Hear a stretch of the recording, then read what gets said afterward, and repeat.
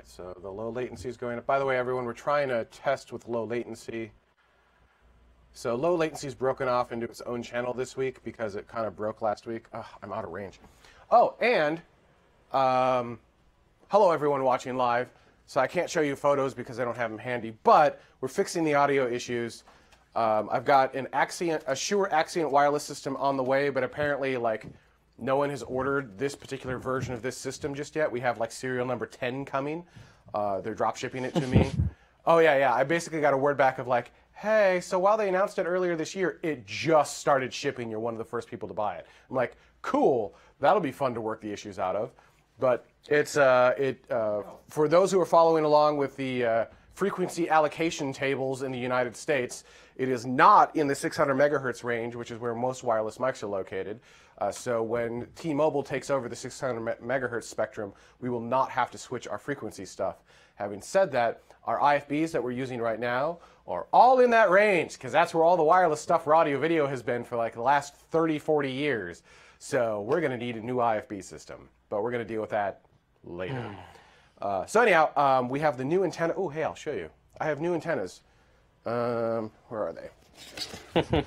We've got two. Smoking Derek. All right. So to prevent the cutouts that we've got, here's one of them. They're the low-profile ones. So this one, they'll basically be going in the ceiling and behind us so that we don't have any weird cutouts anymore. And the Axient system does automatic frequency allocation and dynamic adjustments. So if we do have issues with frequency, it'll just go whoop, it makes that noise, whoop, and it will move it to another frequency. Could you make more of a mess on the floor, Dada? Why don't you just shake it? Just shake it out. Anyhow, there's that. We have the new audio board is here. So we've got a Behringer X32 Compact with the Dante card and then a S16. So all of that is sitting in the other room, pre-wired, and like I'm getting it like staged so that it doesn't have to think about shit and just kind of works as close to that existing board, except it's wider. Which elevators they call that compact? Oh yeah, no, the X32 full-on is twice its width. But I mean, it's more like it's a 32 input system. This is only a 16 input system, so it's twice the I/O, but it's only a little bit wider, so it's twice as much stuff. But anyhow, it's nice because the scribble strip you can actually read. So on the screen you can dynamically adjust the names and whatnot. That's pretty nice, and they're color coded and blah blah blah. And then I'm trying the auto mix, so we'll see if that works. The new microphones are here. They're DMP. Hang on, I'm gonna grab those too. Not that anyone cares, but I'm just going over stuff anyhow. There we go. Or, I'm sorry, not DMP, DPA. DMP is a different company.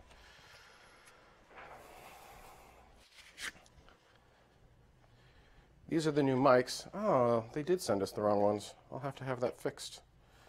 So these are the 4061s.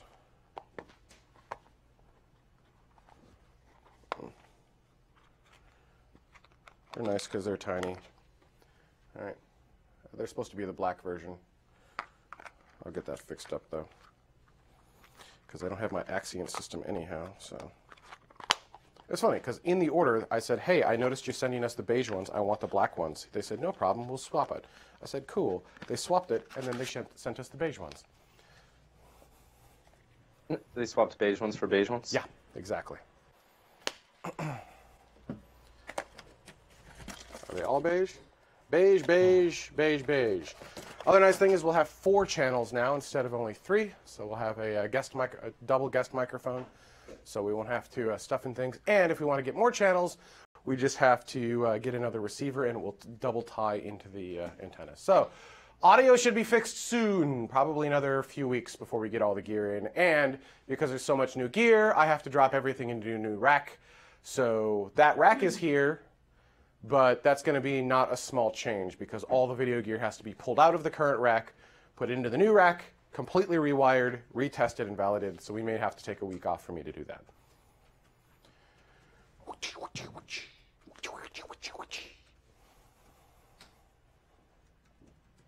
Do what we have to do, I suppose. Yeah, I'm going to try to not take a week off if I can, but the X keeps me busy, so it's hard to do during the week. Because, I mean, we leave at like what, 6 in the morning. We don't get home until 7 or 8 at night. Doesn't leave a whole lot of time to wire stuff up.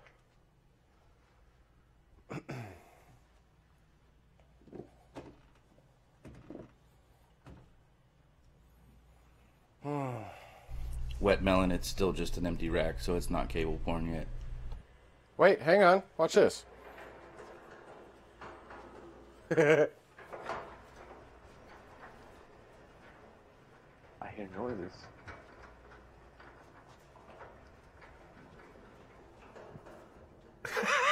What is happening? Oh man. There you go. There's the box. Yeah. Oh, this is a Middle Atlantic, blah, blah, blah, blah, blah. It is the cheapest rack that Middle Atlantic makes. It's like $350. And you can kind of tell.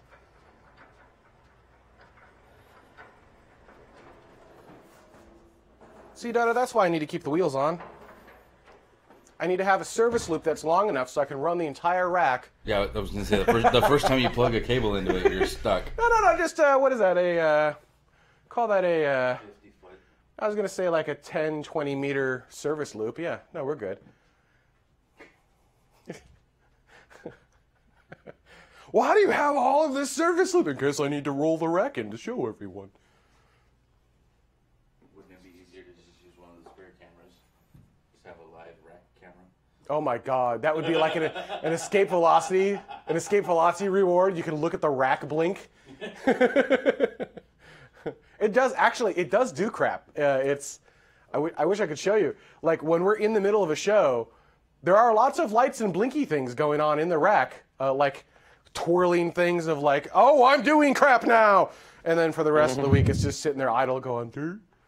Yeah, the little red light that spins around the drive for no reason whatsoever. Are you recording? Just to look cool. No. It does kind of look cool. There you go. I'm recording. I like your analogy. I'm doing things now. So why'd we get rid of the hair? Oh, I had a big old clump come out, and so I just decided to take care of the rest and let it all grow back at the same time instead of having You had a weird a clump splotch. come out? Yeah, I'm losing my hair, man. If you look close to where my hairline is, I'm getting the Vegeta going on. Oh, I have the permanent receding hairline. I have one of those right there. But I've had that all my life. It was on this side. I had just like a big old chunk just like come out when I like tried to comb my hair, and I'm just like, oh shit, I'm getting old. Oh, excuse me. We're pre-show. Who cares? Hey, Yeah. Hey, Dada, I built the rack, and I got audio board going. About to wire stuff. Yeah. Can I have a TMRO sign, please? It's not like you've been busy. No. Should I do the show like this?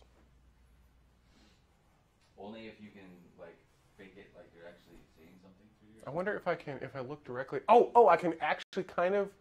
No, just that one. Right there, I can see that light ever so slightly. Like you have to look directly at the LED though. Guys, the eclipse was 6 weeks ago. No, I Gosh. can't. I can't see it. Directly at the LEDs. Yeah. You can't see it at all? No. Oh, I can see the grid of LEDs. I can't see those, but I can see the grid. Really? I'm off axis. I'm off axis. Like down here? Oh no, you can't see shit down there. Wet melon in the chat room. My hair loss is because of BFR excitement stress. Well, what was your reaction? So I'm sorry, guys. I was passed out on the couch over here. I think I was snoring during the show. I'm sorry. What did we have excitement levels? Like when you were watching Space Make, I can only imagine. Were you watching it live, or was it too late? No, for I you? didn't watch it live. I had to watch later. I was actually working when it was live. What was your reaction when you watched it, though?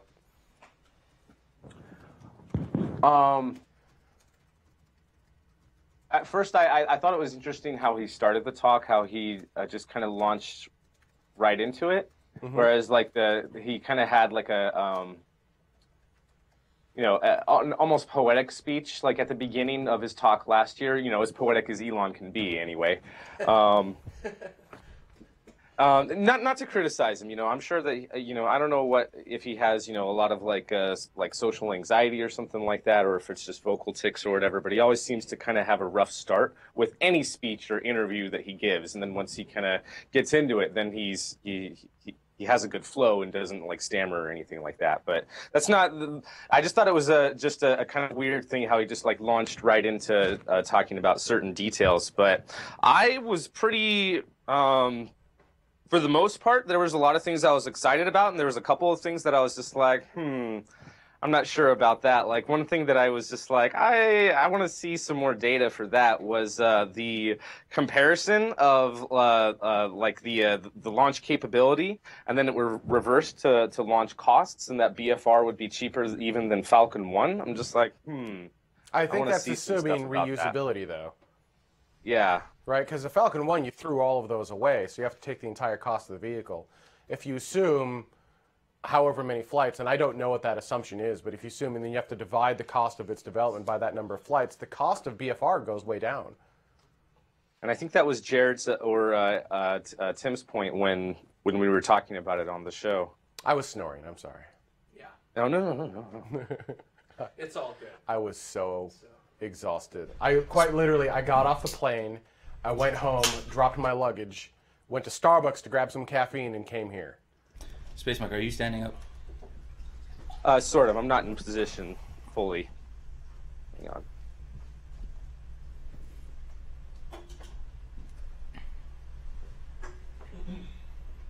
You guys want to rehearse the cold open a couple times? You're a little far. Yes, we would. There you go.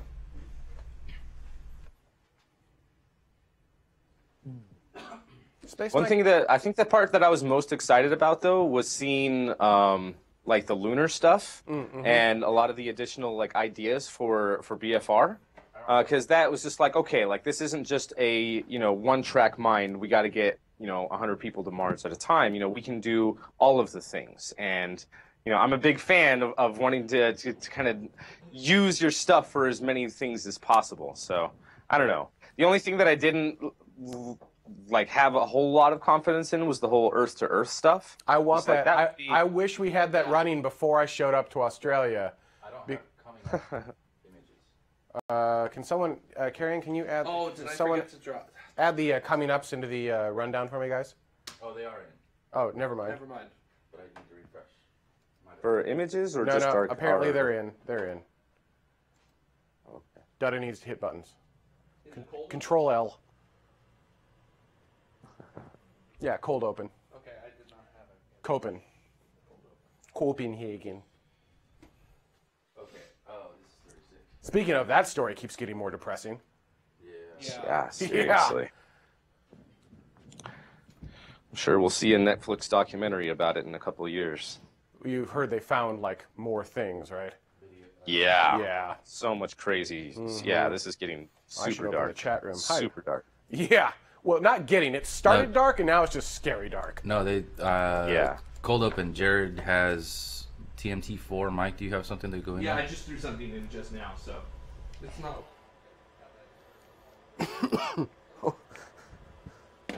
I don't. I'm not buying point to point, by the way. So Why? I think it's going to get NIMBY'd the heck out of it. So because of sonic booms and things like that. Yeah, So, but if you're international water to international water, who cares? the people you're overflying care. Who are you overflying for a good chunk of that? I don't know, but Yeah, I just have this feeling that much like Concorde, where sonic booms were the issue. It's Yeah, gonna, but that's gonna end up Concorde being the ran problem. for decade. Does plural, singular? decades, So I mean, but it was very limited in its service that it could do. sure. It was not as expanded as was hoped. It was very much, you need to overfly ocean in order to actually operate a Concorde. So, Mike, you putting something in? but I don't know. I don't have a problem being proven completely wrong about things like this. I mean, that's like my go-to line on these things. So. You don't have a problem being proven wrong? Should go too I long. think that'll work. Hi, Tracy. you refresh that, you should see an inserted image. Yep, got it. Thanks. All right, we're ready to run through? We're at 56, 4 minutes. So, but I don't know. I don't mind being proven completely wrong about things like this. I would prefer to be proven completely wrong. Are we ready to run through it open? Yeah, let's do a couple run throughs of the cold open. So.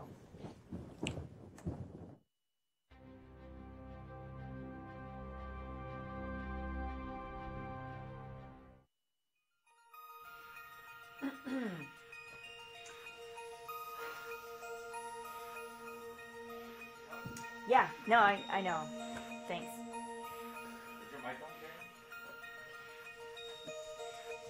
It is now. No problem.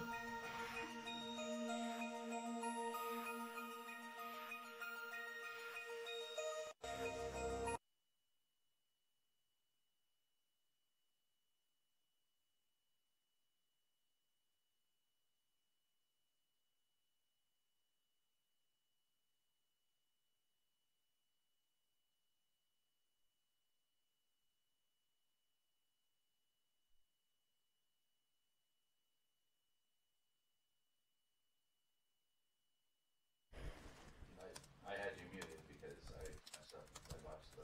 You're good.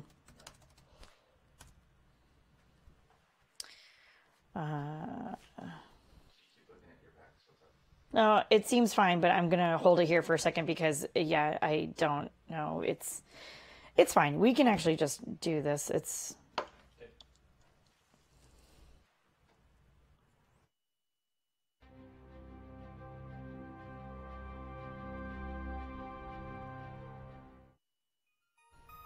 Welcome to the conversation. My name is Carrie Ann, and I'll be your host in this first segment. I am, of course, joined by Jared, our resident astronomer, as well as Mike, our rocket specialist. We also have Adetta behind us, who will be producing the show.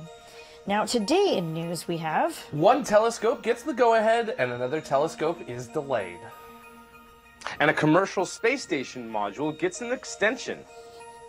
And then in our second segment, we will be discussing the newly reformed National Space Council here in the United States. And then we round out the show with your comments and questions from last week's episode. This is Tomorrow Orbit 10.37. Good morning. How's everything up in the sky?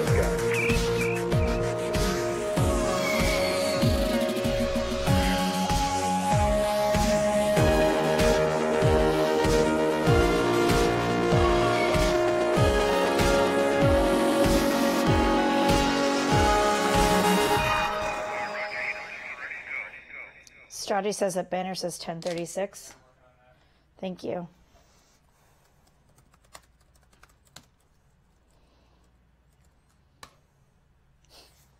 Miss you too, Brendan.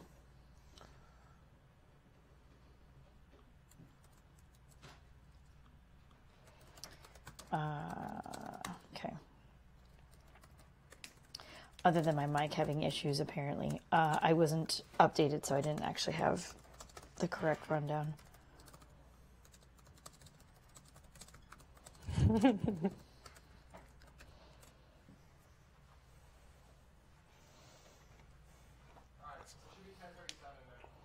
Okay.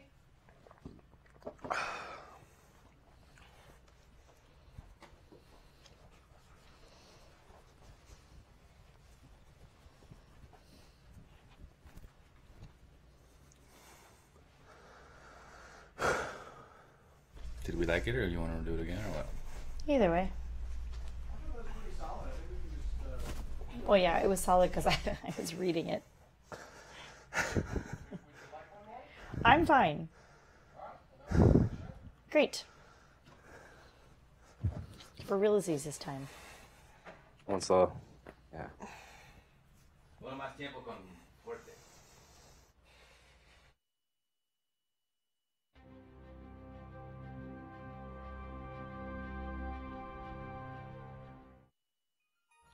Welcome to the conversation. I'm Carrie Ann, and I will be your host in this first segment. Of course, with me joining me is Jared, our rocket scientist, our resident astronomer. It's the R's. That's what's tripping me up. And then we have Mike, our rocket specialist. We, of course, have Adetta, who will be producing the show. All right, never mind. Apparently, I do need another run through. We're going to go ahead and do that again. Okay. Sorry.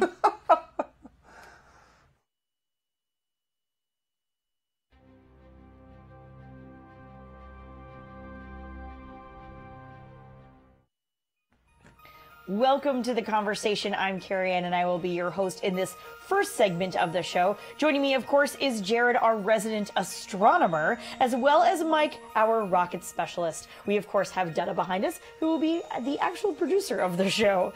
Now, today in news we have... One telescope gets the go-ahead, and another telescope gets a delay. And a commercial space station module gets an extension. And then in our second segment, we will be discussing the newly reformed National Space Council here in the United States. And then we will round out the show with questions and comments from last week's episode. This, of course, is tomorrow, Orbit 10.37. Good morning. How's everything up in the sky?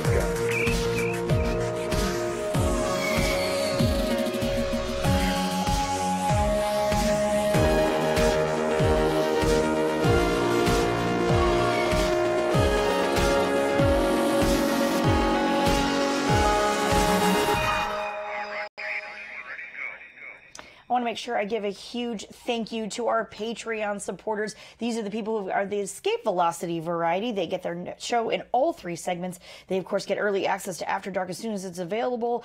They get a whole lot of things, actually. A view of the show rundown that we have going on, worldwide free swag in our TMRO store, so many other things. If you are interested in any of these and so much more, head on over to patreon.com/TMRO. Sorry, that was a little rough. I apologize. I was like, no, I don't need another run through, and just kidding, I totally did. In any case, we very sadly do not have any launches. Not for lack of trying, though. That's true. Yeah. So what's really great, though, is that everything that was supposed to be this week, or it feels like it, is moved to next week.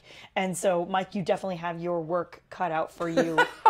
Yeah, then. we had both a SpaceX launch and an Atlas V launch from United Launch Alliance that was supposed to happen this week, but not quite. But hopefully both of those will be next week as well. So Totally, which will be great because then Mike is going to sound like the Micro Machine Man for any of you old enough to remember that. What's that? Oh, I hate you. No.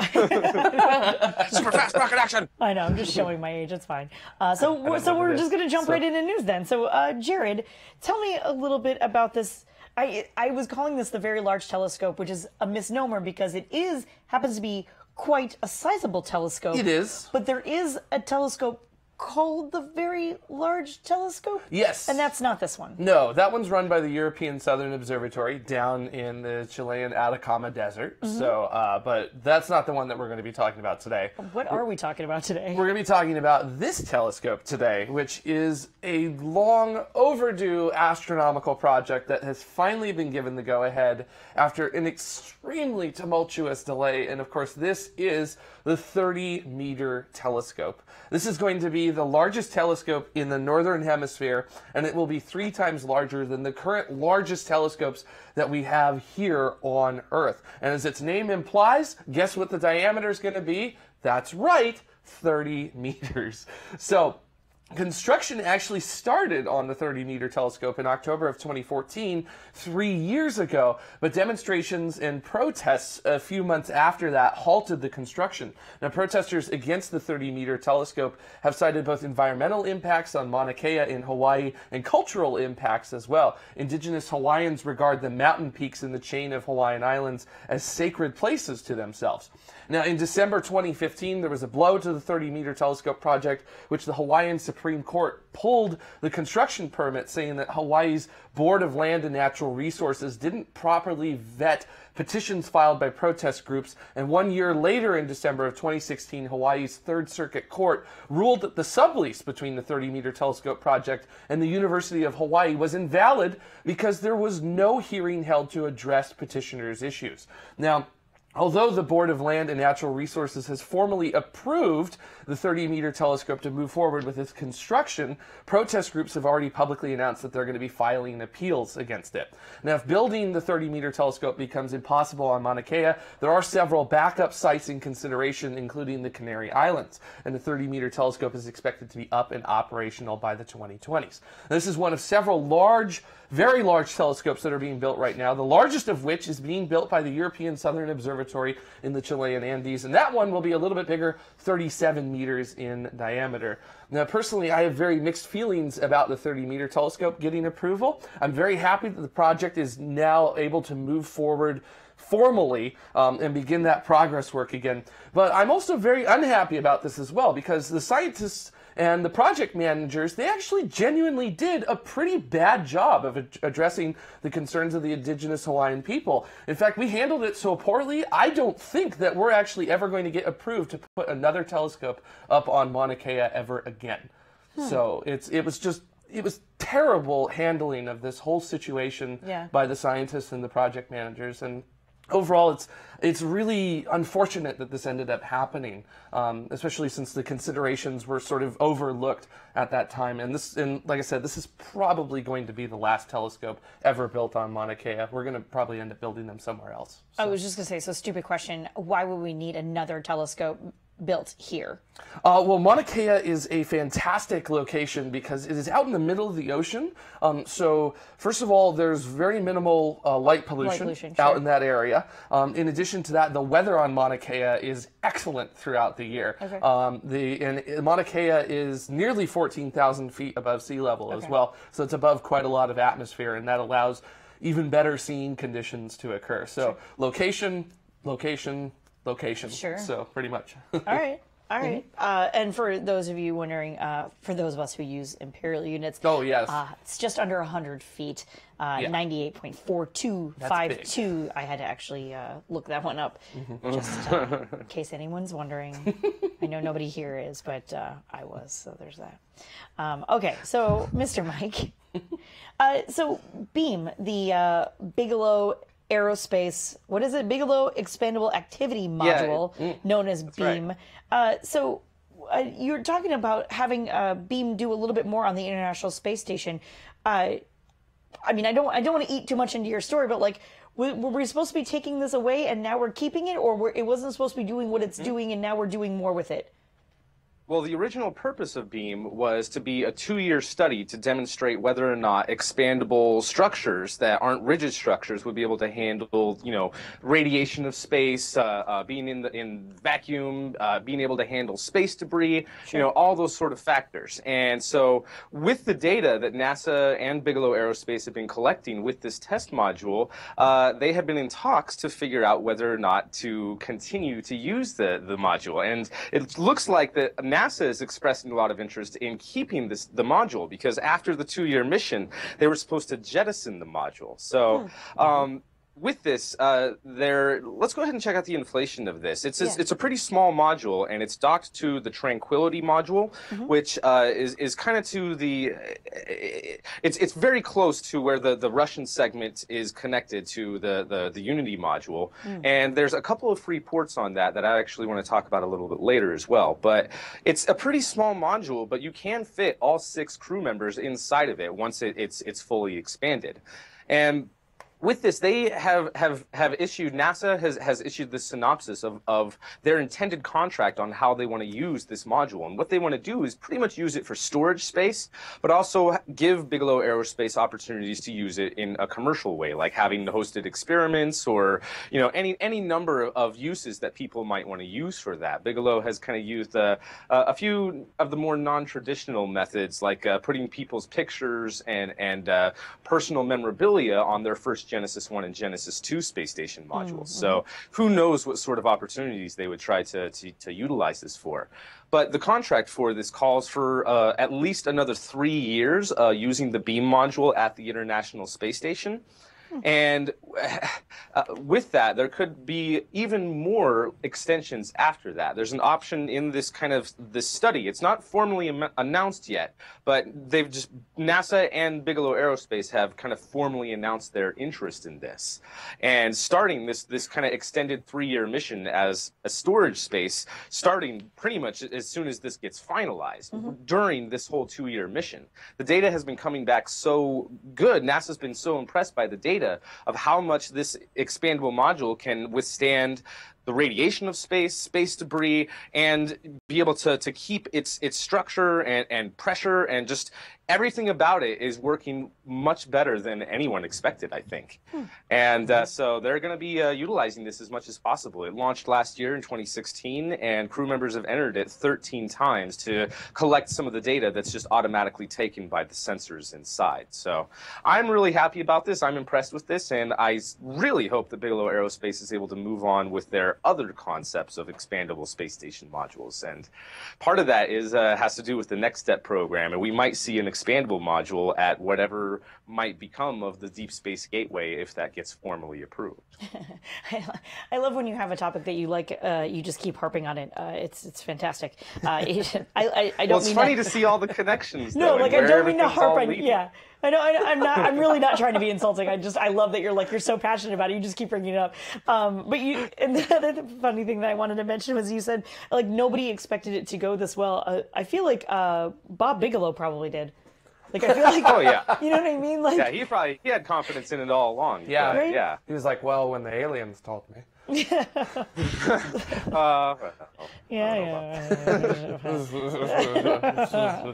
Oh my goodness. Okay, so in more telescope news, which who thought there would be more telescope news? Oh, but there is. Double dose of telescopes? What? So, Who would have thought? Jared, what's going on with James Webb? boy, here we go. It's news that you absolutely hate to hear, but you also understand that it's a necessary thing. Sure. And you also know that somebody's probably won a bet somewhere over Yeah, this there's definitely a dollar bet over this as somewhere. well. So, guess what? The James Webb Space Telescope has been delayed to launch till 2019. Darn, Connor! Sucks. We were so close!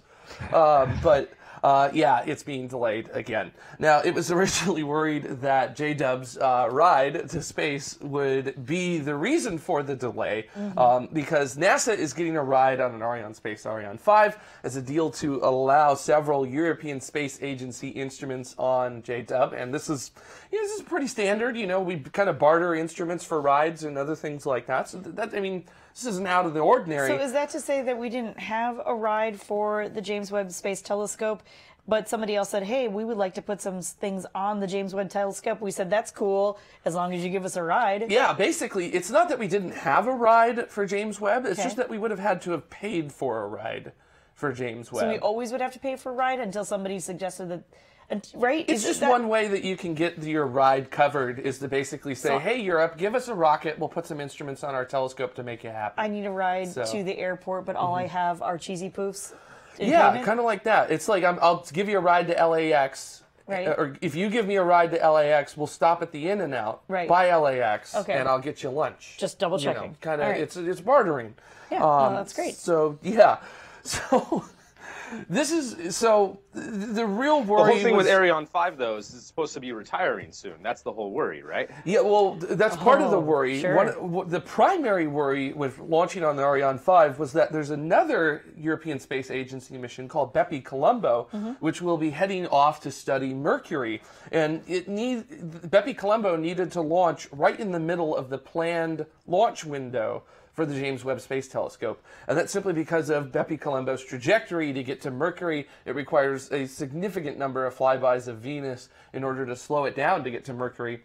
So it's got to launch at just the right time in order to do that. But NASA has announced that integration of instruments is taking longer than they expected, so the formal delay has been selected to assist with that. So now the European Space Agency and NASA can both have some breathing room for their respective missions. And I found this graphic, which I think is so awesome. This is how the James Webb Space Telescope is going to be folded up to fit inside of an Ariane 5. Now, this is pretty much the primary reason why the Ariane 5 was chosen. It's because that payload fairing is actually large enough to fit the James Webb Space Telescope. So most other rockets do not have a payload fairing that's actually capable of holding a folded up version of a 8-meter space telescope. So goodness gracious, great googly moogly. The telescope that ate the budget is still delayed, but it's all right. We'll contend with that. So All right. Yeah, at this point, Yeah, go ahead. it makes me wonder which one is going to cost more before they launch, the Space Launch System or the James Webb Space Telescope. Oh, it's definitely the Space Launch System. James Webb is approaching double-digit $1 billion just now, but SLS is definitely a lot more expensive in terms of money spent on it by this point. So yeah. Oh. Yeah. Hopefully, you guys in the chat room can correct us and maybe you'll find out how much each Yeah, one has someone in cost the so far. comments. Not knows for including sure, Orion. so. Not including Orion. Yes. Sure. Oh my goodness, that's really funny. But I mean, it's one of those things. It's going to a Lagrangian point, so it's 1 million miles, 1.6 million kilometers away from Earth. So it has to work. It's not like Hubble, where Hubble is designed to be serviceable, where if something goes wrong with Hubble, you can actually send a team up and do that. Yeah, you have to rip some things out every once in a while, but you could still do that. Everything with James Webb. How are we sending a team there with the shuttle? Yeah. Well, we don't have that Earth anymore. Moon Lagrange point, right? Doggone it. Okay. Which one? Is it in an Earth Moon Lagrange point Yeah, or I an think Earth Sun Lagrange it's point? going to L2, so it's going behind the Earth. So the Earth and the Sun. Have a So deep space very gateway cool. we could service it. Yeah. Oh, this is, Yeah. this is So why you guys are my favorite. so it has to work. Sure. You get one shot at deploying Yeah. this thing and getting it set. So it's one of those things where it's frustrating that it keeps getting delayed. But Sure. if you put something in that's not going to work, it's not like you're going to be able to get up there real quick and actually fix it, because we can't. So All right. yeah. Okay. Well, we're going to go ahead and move along in the show. We're going to take a calendar break. This is the first of two because, like I mentioned earlier, with no launches this last week, there's quite a few coming up.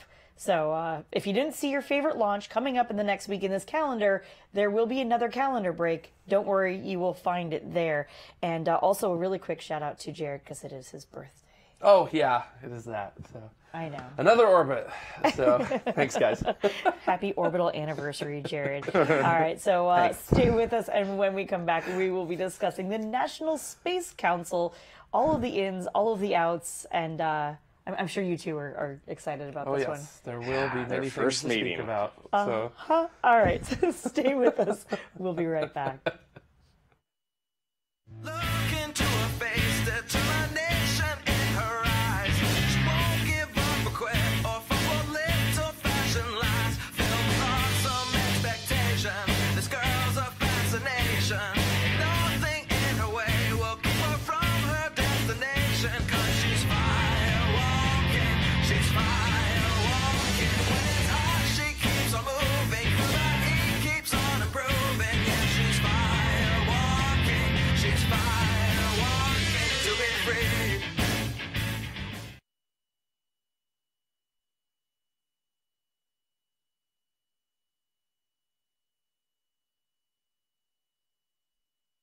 Hi, Mike. We did not have enough time to reset in between the two, and we're going to. So go back to this camera. It's this like super. I'm like hugging. I'm like, hey, How you doing, Mike? hi, How's it going? Your head is so hi, hologram. smooth. Hey. Rub your beard on my head. We're not going to Ben. use that camera. That camera's useless to me. Let's go. That camera no longer exists for the show. I feel like we shouldn't edit this out. We're going to. This is why you watch live. But I feel like we should just leave it in the show so people know what Just the put it show's. at the end. Just put. Yeah. I got to remember to Yeah, do we that. could do that, There's a not zero chance I'll forget to do that. All right. Give me black and we'll come back up. Actually. Yeah, if you're resetting, set your camera. Hang on, I'll get it. Yeah, you might I'll as get it. well. I'll get it. No. Well, what I really want to do here is this because. Right, but you need to be in your hole. Yeah, I know. Hang on. Let me. The problem is I couldn't see what was going on, so if I move the screen, I need to fix that. That's the next thing I need to fix, is that we don't have confidence screens on all the cameras. Yeah, just Gee, I wonder that what one kind of- being a confidence screen would be fantastic. Yeah, so I think that will. Well, we only got 2 fancy little Ooh, we're Well- gonna 3D print things. We did 3D printing. Additive Let manufacturing. me put this one on you. Okay, give that a shot. Yeah, because that And ended up. that's Jared's. That was that. Well, that's going to shoot off set if we do that. Oh yeah, you'll definitely get me on camera. Well, then you can make that one, Jared. And that one, you. Still. That's what she said. Hi everyone. You would have thought that we would have had this planned out, but we didn't. And happy birthday, Jared. How many orbits is that for you? Like This 14, is, 15? orbit 29. Oh my starts God. starts in 6 hours. So Also, while we're just resetting and not being all official and stuff, while it is Jared's birthday, it is the sad demise of Stoge's Disney Pass. Oh. It expires sorry. today. I'm sorry, Stoge. That's all right. Just the next pass you can get on one of our birthdays. You know what we could do And then is you'll just always remember when everyone's birthday is, because you'll remember the demise of all of your passes. so the demise of my pass used to be the first day that I arrived in California. It still is. Jared. No, it moved. Okay. So this is, you guys want me to talk because straight they in? gave us an extra month. Am I making points? Like that was a promotional deal, so our passes no longer expire on the correct month. Are you sure? Nope. I'm near. Hang on. We'll deal with that after that. Okay. All right. God, internet, are you ready yet? Jeez. Had to wait this whole time for the internet. Obviously not us. Obviously not our fault. Oh, I'm going to be over here now. Yeah, Okay. Dada. This is all backwards. I don't know what I'm doing. I'm still reflecty. And that screen, anyhow. Wow, you look so nice. Why don't you have... What's going on? Oh, who knows? Key. That one. That Wait. one. I guess that works. You ready? I am. And welcome back to Tomorrow. Now, before we get into our main topic this week, a shout out to all the patrons of Tomorrow who've helped to make this specific segment of this episode happen. These are people who've contributed $10 or more. There are Escape Velocity patrons. They get a bunch of really great rewards. We also have our Orbital patrons. These are people who've contributed $5 or more to this show. Also get some great rewards. To find out what those are, head on over to patreon.com/TMRO. We are a crowd-funded show. Every single dollar helps, so thank you to everyone who has their name up on the slate this week. You know, as you mentioned in the news, I don't know how we're going to deal with launches next week. Mike, how many launches did you say we're estimating? Like, it could be as many as, is it 9? I think it could be as many as 9. Yeah, if all of them go off. I mean, there's a high likelihood that a few of them won't go off, and you know, some of these are Chinese launches too, and that's kind of, you know, I'm never fully confident in estimations for Chinese launches until it actually happens. So we'll see. Yeah. Sorry, China doesn't normally announce them until they've actually gone anyway. I think Yeah. I think it's a joke. I think possibly if they all go, or if there's enough of them, maybe Mike will just not have news. And honestly, and Yeah. he would just do like some launches, maybe categorize them either by day or by country or what have you, and just do, you know, some launches, and then Jared does, and then We may have to. I mean, 3 in one day. There's Yeah. supposed to Good be 3. Lord. that was that That's last. I crazy. think that was that last calendar where they all said, like, if you looked at the last one, it was like October 9, October 9, October 9, and there are so many launches. This next commercial break, also a calendar. And the funny thing is, so there are 5 that we have confirmed. Like the Atlas V isn't on there because we don't know when it's supposed to launch. We're assuming next week. There are other, like, we don't make assumptions in the calendar, so it has to be a confirmed date, right? I mean, there are many things. Anyhow, that's going to be fun and This interesting. is a great problem to have, though. It really is a great problem to have. Yeah. I don't think we've ever needed to have this many launches on a show. We'll see what actually ends up. Yeah, exactly. Oh, there you go. Yeah, so from the chat room, Samuel, this is a great problem to have this many launches. It just shows kind of a, I don't want to say resurgence, but just an incredible launch cadence. Just shows how active the space industry is right now. And I'll be at the SpaceX launch out of Vandenberg on Monday morning. That'll be really cool. Pretty nice. Yeah, So. should be exciting. All right, let's get started. This week. This week, Yeah. and actually, one more housekeeping thing before we get into this week. Next week, we're going to be talking about a Mars analog station, basically a simulation of Mars here on Earth. So they're going to have Martians. That'll be time delayed. We'll be able to speak with mission control. But and we'll talk a little bit about this more in the comment section as we're describing next week. But if you have questions for the Mars Analog Station, you're going to need to submit them in advance, because just like on Mars, there will be a time delay between the time that we ask the question and the amount of time that they're able to answer. And that time delay is greater than the entire segment length. So if you ask your questions of the simulated Martians this week, like what's it like think of them as if they were really on Mars, right? So if you had a question for someone who was on Mars today, like what's life like, isolations, things like that, ask your question in this week's show. We will forward those questions in advance for next week's show and ask them and try to get those responses for the live show next week, and then we'll work with talking to their mission control, which would be not simulated, it is here on Earth.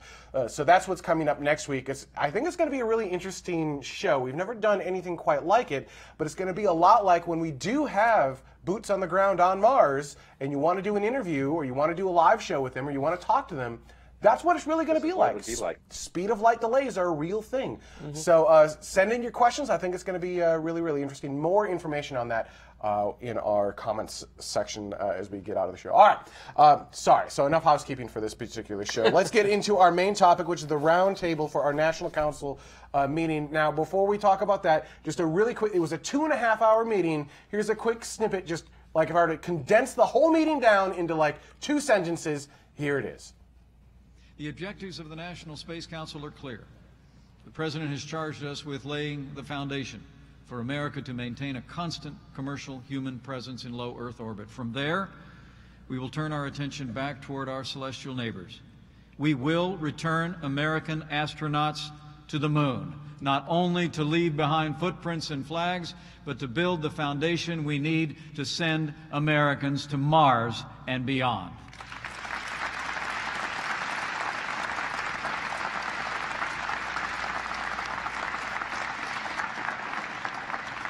The moon will be a stepping stone, a training ground, a venue to strengthen our commercial and international partnerships as we refocus America's space program toward human space exploration.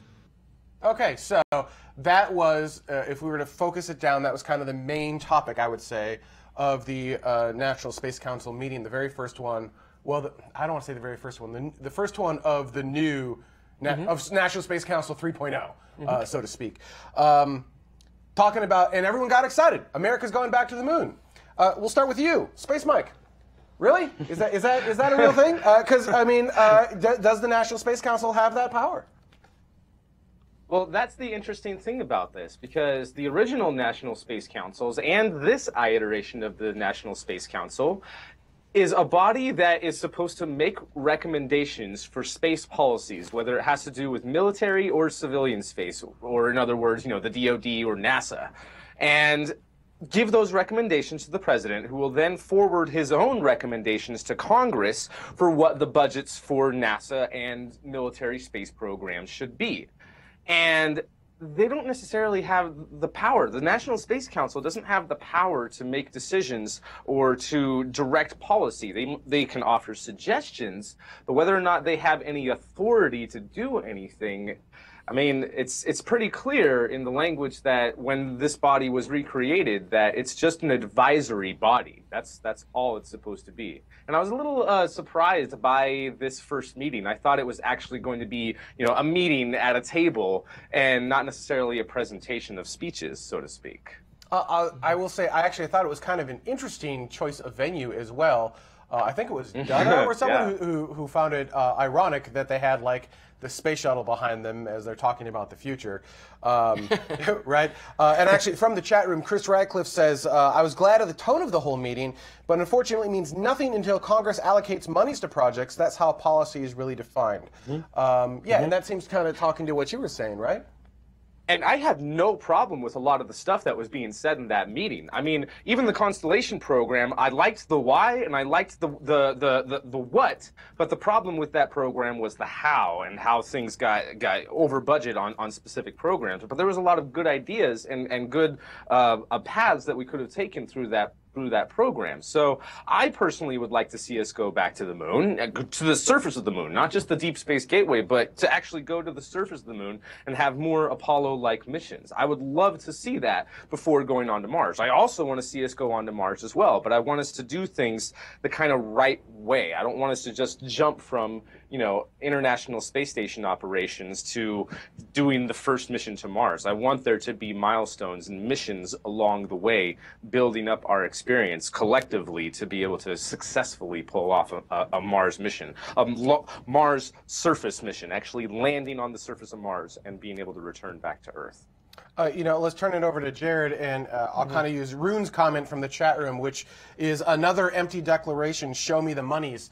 Right? Your opinion, like National Space Council, it's a suggestion body, right? I mean, they don't have the power. It is. It's very much a group that puts a note into the suggestion box of the administration, because ultimately it is up to the administration to choose the budget and then send that to Congress. And then Congress basically goes yay or nay.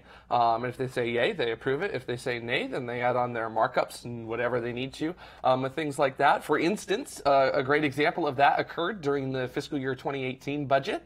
The Trump administration proposed a $561 million cut from NASA's budget.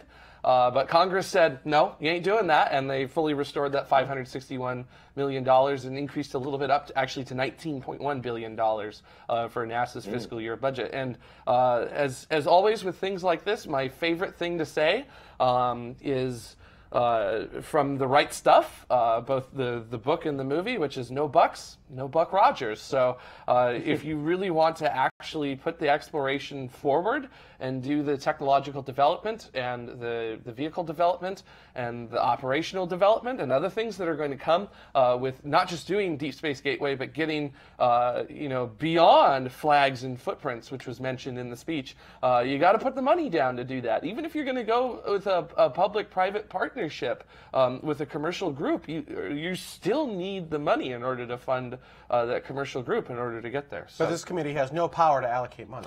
No, not that I know of. So. All right, so we have to have Congress say, because we had this happen before, didn't we? Like, yes, we had Constellation was we're going to go back to the moon and on to Mars, but we're not going to give you any money to do it. And we saw how well that turned out. It wasn't just Constellation, too. Herbert Walker Bush in 1989, when he reestablished the National Space Council, did the plan for America to return to the moon and have people on Mars by 2019. So. Anyways, and he actually went to Congress and said, hey, I want the budget to increase, give NASA more money. He actually fought for NASA to get the budget that was necessary for it, and Congress did not agree with him at the time that it was something that should have money spent on it, and they ended up reversing course, and we ended up sort of going into the faster, better, cheaper, less metric, more imperial, whoopsie era of NASA during that time period. So I'll open this up to anyone who wants to answer. This is a question from the chat room from Stratty, which is, what's the big difference between National Space Council 2.0 and National Space Council 3.0? That is... Well, and the reason you're saying 3.0, just to be really clear, is that because the original council 1.0 was the National Aeronautics and Space Council, NASC, and that was in 1958, but that lasted all the way through 1973, which is impressive. And then the National Space Council, which was a variation of that, which is why we're saying like 3.0, because they're just sort of the same theme, if you will, was only from 89 to 93. Right. So we had it during the Apollo era. Apollo ended, as did the Council. Then we kind of said, oh, we want to bring it back, and we brought it back for a little bit. Like late shuttle-esque. Like mid-shuttle-esque. And then, you man, actually know my, that was Reagan era, right? Is that right? 89. 89, that was Bush. Reagan was 1.0, I believe, with the National Space Council. I mean, you're right, actually, that the the NASC, the precursor to NASA, is actually the first kind of advisory council like this. I didn't even think about that before. But the original purpose of the National Space Council was primarily to advise on the military aspects of space. At that time, the Cold War was still, kind of reaching its aftermath almost. I mean, we're still kind of in a Cold War if you really think about it, but with the whole thing with the Soviet Union going on at the time, it was more about like whether or not to do a lot of these projects. And the whole Star Wars program and the propaganda machine about how far we were with the Star Wars program, even though we really weren't, was coming from the National Space Council. Those ideas were coming from the first versions of the National Space Council, and it wasn't so much about the civilian aspects, although what the president acted on, especially with Herbert Walker Bush, was more on the civilian side of things. The primary purpose was to advise about the military aspect of things. Now, we've spoken a little bit about what power legally this National Space Council has, and technically they're only supposed to advise. But let's think about for a minute what sort of unofficial power they actually have. I mean, we have to admit that the current president isn't very well-versed in space, and Mike Pence definitely seems to be a bit more of a space fan and wants to do a lot of really cool things. He is enthusiastic about these plans, and his excitement, especially during this first meeting, I feel is sincere. I believe he sincerely wants to do these things and is excited about it. He seemed like a kid in the candy store during his speech. I mean, he almost seemed giddy. He was like, "Let's go to space." I mean, he genuinely looked excited. But we have to admit that our president now doesn't necessarily have any recommendations for NASA, not serious ones anyway. So maybe the unofficial power here is to kind of educate the president and to give what I hope would be the best advice. Now, looking at the other people that are on this council, it seems like there might be some good advice coming out of this. I hope, anyway. Well, actually, and Space Mike, that ties us directly into a question from the chat room from Rebel Ace. How do you do that? Friesland, thank you. I don't know why. It's a mental block. Asks, question, who are the Space Council, who are all in the Space Council, and can it be increase its members? I think that saying... Sure. Well, I mean, but that goes directly to the major difference between the 2.0 and the 3.0. Commercial space, the way it is now, basically didn't exist in '93, just not in the same way in any way, shape, or form. So the big difference is with the people who are involved on the Space Council now. That's a huge differentiating. Essentially, just you have different people who are giving their opinion. Right. So while it is really just opinion and everyone kind of goes, all right, this is a good suggestion. Yeah, we all agree on this. Fantastic. Yeah. Here you go. This is what we think. At least it is a slightly broader spectrum, and it's a lot of what could be considered the main players in not just the old space as well as the new space, but the commercial space industry. Are being able to put their opinions in. Well, I think there's a different, they're able to put their opinions in, but they're not actually on the council, I believe, right? So we had testimony from Boeing and Lockheed and Orbital ATK, SpaceX, Blue Origin, like everyone and their friends came in. And what was interesting to listen to is everyone seemed fairly pro Space Council. Now that might have just been posturing, but it didn't seem it. It seemed kind of like, this doesn't seem like a bad idea. So the Space Council was definitely listening to those people. But back to the original question is, who's on the Space Council? So I got it. If you want it. You got it? So the current people who are on the Space Council, Pence is chairing it. Yep. Also, Pace is on it as well. In addition to that, we have Rex Tillerson, the Secretary of State, James Mattis, the Secretary of Defense, Wilbur Ross, the Secretary of Commerce, Elaine Chao, the Secretary of Transportation, Elaine Duke, the Acting Secretary of Homeland Security, Mike Mulvaney, Director of the Office of Management and Budget, H.R. McMaster, the National Security Advisor, Daniel Coates, the Director of National Intelligence, Robert Lightfoot Jr., the Acting NASA Administrator, Michael Kratsios, the Deputy Chief Technology Officer of the United States, and General Paul J. Selva, the Vice Chairman of the Joint Chiefs of Staff. So it seemed very military slash. Cabinet level members. Yeah, yeah, Yes. but that's how it traditionally was. Yes, so these Yes. are essentially national policy decision makers on this council. And you have the council from '89 to '93. It looked very similar, yeah, right? Secretary of State, Secretary of Treasury, Defense, Commerce, Transportation, Director of, Chief of Staff of the President, Assistant to the President, National Security Affairs. I mean, same kind of thing.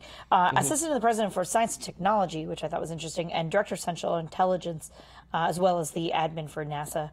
But this talks to, we had Robert Walker on a few episodes ago, and I think this talks to, he mentioned, the Space Council is kind of trying to look at all of these sectors, commercial aerospace, which, as you aptly pointed out, didn't really exist like it does today. Yeah. Back in Council 1.0 and 2.0, times have changed. In Council 1.0, it was all about Apollo and going to the moon and things like that. And then we've got, Council 2.0, where it's shuttle era and whatnot. Now 3.0, it's the era of commercial space. So there was a lot more talk of commercial and what commercial can do. There was a lot of talk of putting boots on Mars, and a lot of talk of going back to the moon. But yeah, and as Uncle Bill mentions, not a single scientist or engineer in the whole lot.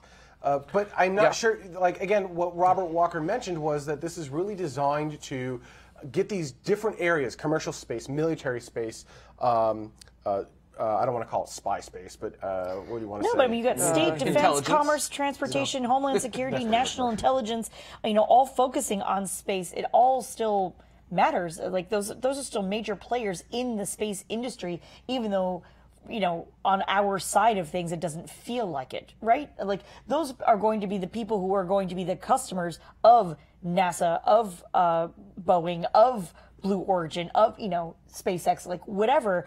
Those are the people, if they want to get something into space and they're not doing it themselves, who do they go to? They go to commercial space. Sure. You know what I'm saying? I feel like there wasn't a lot of mention of science in this because the science at NASA has very clear goals. It's not something where we're walking through the dark with our hands in front like this, NASA science. Sometimes it feels like that, though. It can feel that way in terms of when we're selecting missions and things. But once something is selected, it's very clear cut as to what this mission is doing, what the objectives are, and what that mission has to do. Occasionally, you get something like James Webb that has so many technical curveballs that they end up hitting the ground and smashing you in the face a couple times. Hopefully not the mirror. With it. Yes, hopefully not the mirror. But yeah, but I feel like science wasn't really talked about because it's very clear in the goals as to what NASA's Science Directorate is doing. It's not like NASA's human spaceflight program right now, where we have the International Space Station, but everybody's asking, what happens after this? For NASA's Science Directorate, we have the decadal survey that basically tells us what we wanted or what we suggest to NASA what should happen for the next decade. So that's already taken care of. It's the human side that is really the big unknown. See, Aspen in the chat room is saying we should have scientific and engineer types on it. I don't know that I completely agree on that. I think as long as you can get these sort of quote-unquote non-scientific, non-engineer types to agree that they need the engineering scientific companies to do what they need. You know what I'm saying? I agree. You look at James Webb Space Telescope, and that's what happens when you give scientists all of the power, and they want to put everything on it. You need all of the checks and balances. So you need the check. I agree, right? So as long as the council listens to the scientists and the engineers, that's important. And it seems like they were, right? Would you agree, right? I mean, I think so. Yeah, I feel like, for the people that were there and the things that were talked about, they, from what I saw anyway, it seemed like they were very enthusiastic. Like everything was pretty much well received. A lot of the people who testified, we were saying testified, but I almost feel like it was presenting almost. There was a few random things that people talked about, like what their company was focusing on, and it seemed like it was all very well received. So yeah, I feel like it was a very positive response, and I hope that as things continue, that these policymakers, that's what is the important thing here, is that these policymakers and the people who are making the decisions, I mean, National Reconnaissance Office gets a higher budget than NASA does, for crying out loud. Right. These are the people who I want to be sitting in a room, listening to those type of people, listening to scientists, listening to engineers, listening to chief technology officers and CEOs of companies trying to do these innovative things, and actually listening and taking into account what they had to say, and being able to connect the dots in ways that maybe they hadn't before. And be able to have that good path. The kind of the other stated goal of the National Space Council is so that we have a program that survives from administration to administration. I'm sorry for going off on a rant here, but that's kind of the point here, so that we can have a path forward for NASA that won't get canceled and changed every time we change presidents. Yes. So, yeah. But when we talked to Robert Walker, that wasn't necessarily, I believe his line was, the council works at the behest of the president, right? So that will change. That's what I think what we as space nerds want, right? We don't want NASA to constantly shift directions every 4 to 8 years. Yeah. You can't have a long-term vision that works that way. So if you have this council, then it's going to act as almost like an advisory board to whoever's sitting in that chair, yes? Yeah, and actually, as Dan TC24 says in the chat room, having most of the membership directly report to the president is good, because it means the executive branch can speak with one voice as it advocates for these projects in Congress. This makes it more likely that funding for these projects will materialize. And that's fundamentally what the council is doing. What it will not do, unfortunately, at least not at this time, is be that overarching thing that lasts more than 4 to 8 years. Yeah. Because at a maximum, it's going to, I don't want to say it's going to change, but the office of the president will change. Yeah, I mean, if you look at what the presidential priorities for crewed spaceflight were at that time, Reagan, it was shuttle. Sure. Bush, it was moon, Mars. We're going to go to the moon, and then we're going to go to Mars. For Clinton, it switched, and they went, we need to keep Russian engineers employed, International Space Station. And then after that, when Bush came in, it was kind of a continuation of that until the Columbia accident, and then they basically switched mid-administration and basically said, okay, no, we're going to do moon to Mars. And then the Obama administration came in, and it was suddenly, no, we're not going to do that. We're going to grab an asteroid and put it around the moon and do it that way. And now, with a new administration, we've got potentially a new focus coming into here. Again. So, yeah. So Focus, refocus. We keep going back to what I call the original plan. The original plan, when Werner von Braun was still helping to design a lot of the missions, was after Apollo, we were going to have several different applications, doing Skylab and building a space station to be a stepping stone towards more missions to the moon and to missions to Mars, and hopefully get to Mars in the 1980s. And we've accomplished parts of those programs. We did the space shuttle, we built the International Space Station, but we're not necessarily utilizing it as that stepping stone to go to the moon and to go to Mars. We're using it as a national laboratory, which is fine. We're doing great research, and there's been some great breakthroughs that have happened up there. But we keep shifting back and forth to what, like I said, I think of as the original plan. Building the space station, continuing missions to the moon, and going to Mars. So one thing we keep going back and forth. While the Space Council does work at the behest of the president, one thing it may be able to do, especially with something like, especially with the current administration, is say, look, this is what we suggest. This is what we think the best path forward for America is. Because ultimately, at the end of the day, that's what the Space Council is here for, is for America. Hopefully, the rest of the world will benefit as well, but they're here to serve Americans. They're paid for by Americans, American tax dollars. That's what they're there for. So this is the best path forward for America. And then when a new president comes in, hopefully that council can say, okay, rather than doing this huge shift in policy, it's best if we, for the most part, stay the course. Now, I'm not saying that that's what will happen, but they can at least make that suggestion of saying, look, Mr. President, it does not make sense for us to switch from moon Mars to asteroid, and then back to moon Mars, and then back to an asteroid. Like, if we keep doing this, this is not going to ever advance our space program. We should continue down this path, or we should cancel it entirely, or whatever. The only consistency that comes out of that is being stuck in low Earth orbit. which we're very good at, which we've become very good at. So we can hope that that's a thing that will happen, but we don't actually know. So a couple of things. I appreciate that you think that our next president is going to be male. All right, that's fair. Actually, that was that's true. Not fair on my part. Yeah. Okay. And then for those of you following current sort of themes, particularly when women in meetings, think of the council as just a sheep eating, which is to say that one woman has an idea, and then it maybe gets overlooked, and then another woman in the same exact meeting repeats it until the point where it actually gets heard. That's kind of what this council could be, in theory, is that if they come up with a good idea, and whatever president is sitting there says, not really feeling that one. Hey, what about that old shuttle thing? I really liked that. Let's bring that back. That the council can sit there and go, yes, no, we love the shuttle, absolutely. But let's continue forward on, and just keeps repeating the good ideas, just trying to break through the possible older thinking of whatever president is sitting there, instead of making those huge sweeping changes across the board. Building off of that idea of the, just constantly having the same idea, but pushing a single idea from multiple directions. One thing that was interesting with this council was that they did bring in all of the commercial space sector, old and new, right? So we had Boeing, we had Lockheed, we had Blue Origin, we had SpaceX, we had Orbital ATK, we had all of these companies coming in. And they, from what I could tell, they almost all said about the same thing, which is, yes, Moon, yes, Mars, let's do this. We've got plans, we've got the technology, let's do this.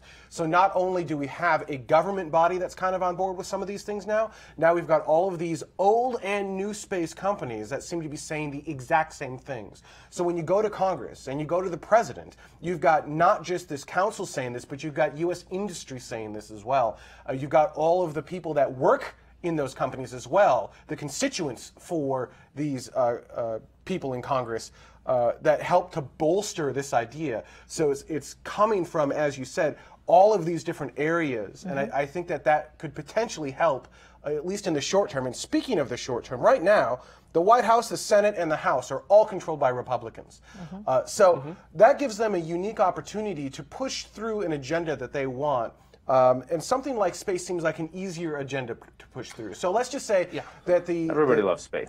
Well, I mean, 51% of people love space, In right? general, that's what we call it? In No, Congress, really. I just mean in Congress and with lawmakers. Like, there's not anyone who necessarily is just like, no, we got to cancel NASA, everything. It's all a waste of money. Like, generally, Republicans and Democrats are pretty pro-space for the most part. They may not agree on which direction to go, but it seems like if the National Space Council and business are saying, yes, let's return to the moon to stay and go on to Mars, and let's make this a priority, it seems like maybe now is the time when we could see that funding increase to actually make that happen. Yes. Does that seem like something you think would happen? And there's actually arguments in the chat room going back earlier saying funding increases may not happen because NASA would just waste that money away. And we'll talk about that maybe in a bit or on a different show. But do you, as you said, no bucks, no Buck Rogers, which I'm not convinced millennials understand that reference, but okay. It's okay. I'm a rare millennial. So, okay. But I think, do we all agree, I'm asking, do we all agree if there's no funding increase, this is not happening?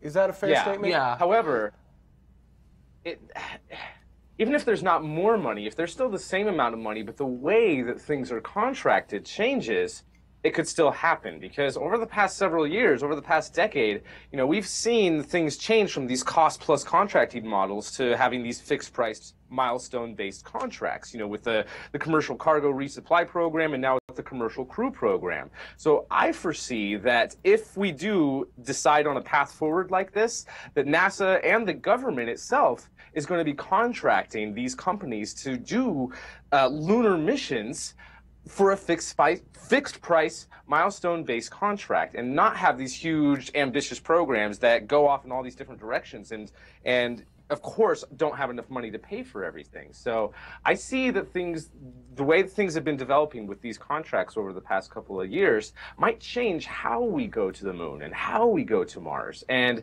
the companies, of course, are just be like, we'll do whatever you want, as long as you're willing to pay for it. course, that's Lockheed and Boeing's attitude most of the time with most projects. You know, if the government's willing to pay for it, of course, we'll do whatever you want. And here's at least an estimate of how much that might cost. They're getting a little bit better about their estimates, but yeah, I think that things could potentially change, even if there isn't a drastic increase in funding. If just the way that NASA and the government does business with these commercial companies, I think that we could still see a very impressive space future.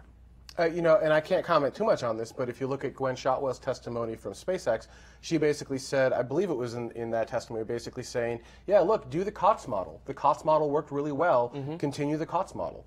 So yeah. And you talked, Mike, about NASA actually looking at a lunar COTS program.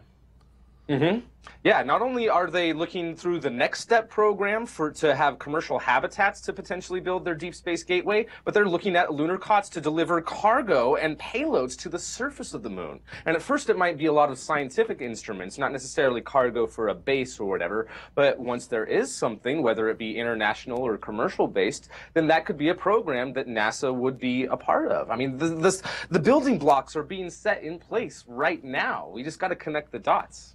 It's a good differentiation to say, you know, when there's the phrase that always gets thrown around, to the moon, to Mars, and beyond, right? And it's not even cliche anymore. It was empty to start, if you will. But when you say that you're going to the moon, that there's a differentiation between going in the neighborhood of the moon, kind of just hanging out sort of around the moon, and moon. going down to the surface of the moon. It's a distinctly different thing. It's just to be clear on that one, which is why we keep differentiating. yeah, I mean, those. Apollo 80 around the moon is a lot easier than actually like doing a lunar injection, orbiting the moon, and then landing on it, and then getting back off the moon and coming back home. Or putting satellites in orbit of the moon. Like there's all of those different things. It's a completely different thing than to talk about landers, boots, flags, digging, you know, colonies, all of that sort of stuff. It's a different thing. We don't even know when that could potentially happen. That number that NASA keeps throwing around of, you know, humans to Mars in the 2030s is for an orbital mission. It's just maybe even just a flyby mission. That's not even for, you know, human footprints on the ground. Not human, but, you know, boots on the ground. Right. And I also want to point out, too, that there's a tremendous amount of science that we still need to do about the actual moon itself. I mean, we've only brought back maybe about 400 kilograms of lunar material. That's including both the Apollo missions and the Soviet Luna missions that brought back material from the moon as well. We don't know a lot about the surface of the moon, actually. We don't know much about anything deeper than just the first like meter or two in the moon. And the amount of scientific return you can get from an actual geologist on the moon with a laboratory on the moon. Holy smokes. Like that makes me very excited to think about enabling that possibility, because we still don't know a lot. Apollo taught us a lot, but we ended up getting a lot more questions than questions answered during those missions. All right, I think last question from the chat room, and then we're going to go to break and come back from comments. As always, by the way, we'd love to hear what you guys think of the National Space Council. Leave all your comments in Twitter, Facebook, YouTube, wherever you want, and we'll bring them back into next week's show. But this is for everyone on the panel here. This is from Rebel Ace, which is, do you find that there's still... don't find that there's really a space policy from the White House, which is concerning, but isn't that what the Space Council is for, right? Educate the White House on what makes sense from space policy and go from there, rather than just being like, well, this White House wants to go to an asteroid, and now this new White House wants to go to the moon, and now this next new White House doesn't want to do any of it, right? I mean, isn't that what we're kind of... Yeah, I mean, I wasn't impressed, sort of impressed with at least that there was a budget put out for the next fiscal year by the White House for their proposal for the budget, and that things were resolved with it pretty quickly. It didn't seem like the White House had a whole lot of objections with the changes that Congress and the Senate made, and I was at least surprised, though, at what language was in there and how they wanted to change the focus. I mean, there's quite a few things that both me and Jared disagreed with their whole earth science cutting and moving different programs around.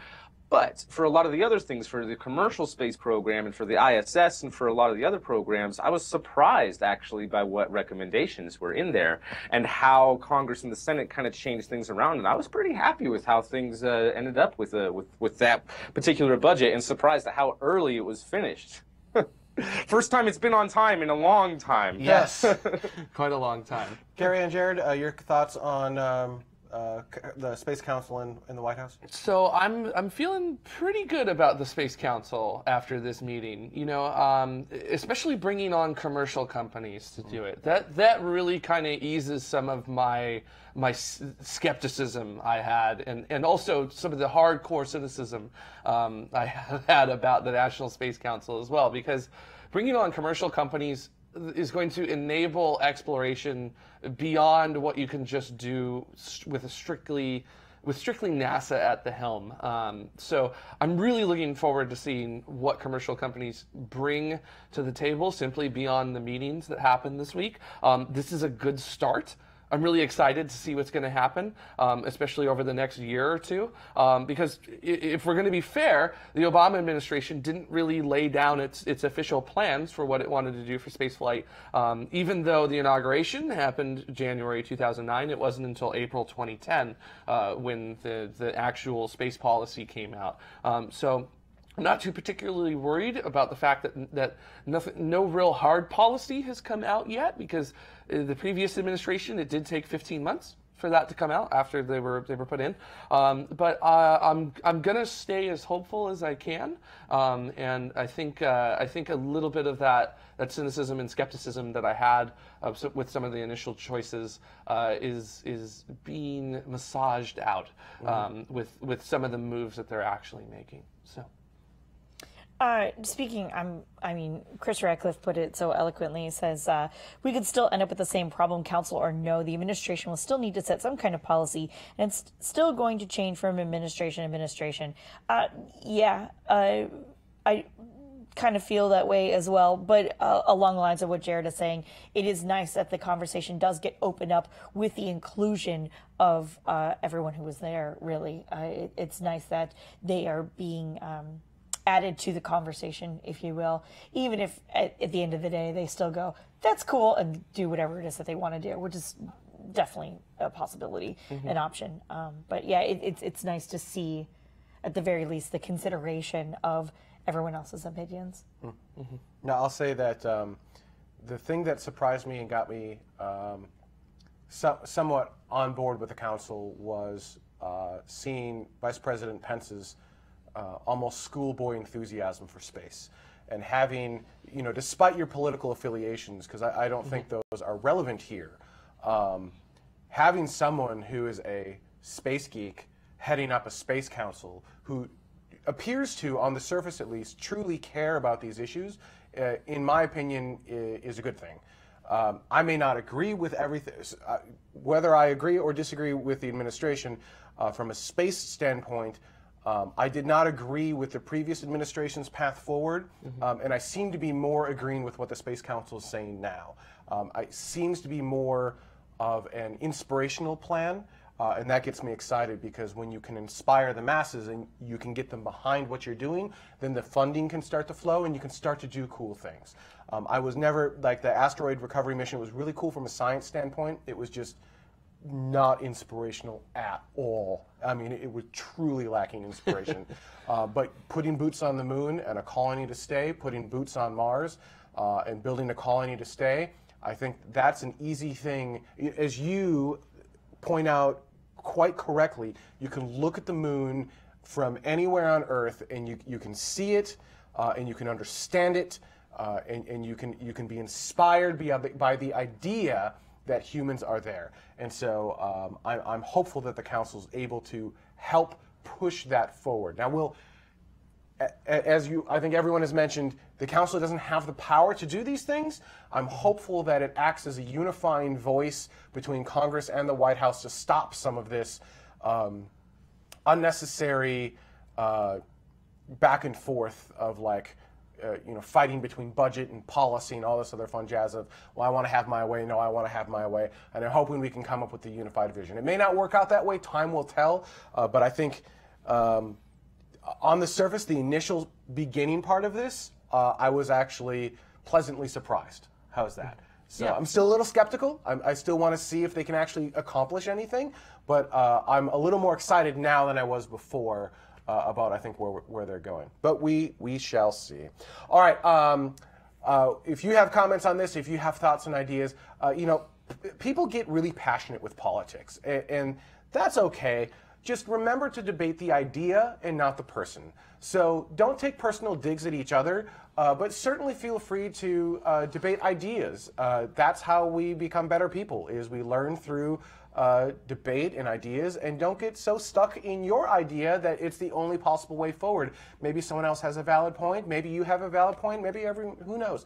So just be kind to other people online. Our community seems to be fantastic at that. I just wanted to remind everyone, because politics does become kind of one of those passionate things. So remember, debate the idea, not the person. Leave that on Facebook, Twitter, YouTube, wherever you want. We'll pull out the best of those ideas and we'll bring them up on next week's show. And speaking of, we're going to take a quick calendar break to go over some of those many, many launches coming up next week. And then when we come back, comments from last week's show. So stay tuned. We'll be right back. Look into her face, determination in her eyes. She won't give up or quit or fall for little fashion lies. Filled with some expectation. This girl's a fascination. Nothing in her way will keep her from her destination. 'Cause she's fire walking. She's fire walking. When it's hot, she keeps on moving. 'Cause her heat keeps on improving. Yeah, she's fire walking. She's fire walking to be free. Welcome back to Tomorrow. Now, before we get started with comments from last week's show, a shout out to all of the people who've made this specific segment possible. These are our Escape Velocity patrons. They've contributed $10 or more to this specific episode. We also have our Orbital patrons who've contributed $5 or more to this specific episode, and our Suborbital patrons. These are people who've contributed $2.50 or more to this specific episode. And they get a bunch of different rewards, including After Dark as soon as it's available on demand. They get the access to the rundown in advance, a bunch of really cool things. And find out what those rewards are and how you can help these shows continue week after week, head on over to patreon.com/TMRO. All right, what was Capcom? Help us out with what was our show last week? Were you asleep? What was it about? Last week. So, yeah, actually, for those who don't know, last week's show, I was not on last week's show because I had just returned from Australia, which is a 16-something hour plane ride. I got off the airplane, jumped into a cab or an Uber, went home, dropped off my luggage, went to Starbucks to grab some coffee, came straight here, and I desperately tried to stay awake for the show, but I ended up asleep on the couch that's directly to my left. Which that was very funny to be sitting here talking and then looking over just to get some little feedback, and then I'd see just. I was exhausted. I was must be going good. I was up for well over 20 hours on that. Oh my! I was exhausted. So, what was that show? Yeah, it was talking about IAC 2017, in particular Elon Musk's update to BFR. That's the big Falcon rocket. Right. Yep. Because MCT is just a stupid name. Which we talked about BFR at our monthly show at Griffith last night. Yep. And the entire audience, including us who talked about it, cracked up when we talked about it as a big Falcon rocket. It is a big Falcon rocket. Yeah, it's a really big Falcon rocket. Right. Falcons are part of the raptor species of birds. And they're big. And they're very large. It's a big Falcon rocket. That's what it is, a BFR. All right, first up. Yeah. Anyway, first comment comes off of YouTube. God. From Untied Music Studio, also known as Vax Headroom. Hey, Vax. In the chat room, in case you Hi, were Emery. wondering. Hi, Emery. Says, the really interesting thing about SpaceX's plan is something nobody has ever been able to do before. Stockpile rockets and reuse them enough times to be able to continue the business without having to build more new rockets, F9, FH, and then take the manufacturing base offline and transition to a new model while the old ones are still flying. That's enough of a paradigm shift that they might actually be able to pull it off. So, due to conflict of interest, Karen and I need to bow out of that one. But Mike and Jared, your thoughts? Go ahead, Mike. With Mike's mic off. There you go. Oh, one more time. No, that was us. Go ahead, Mike. That's us. That was us.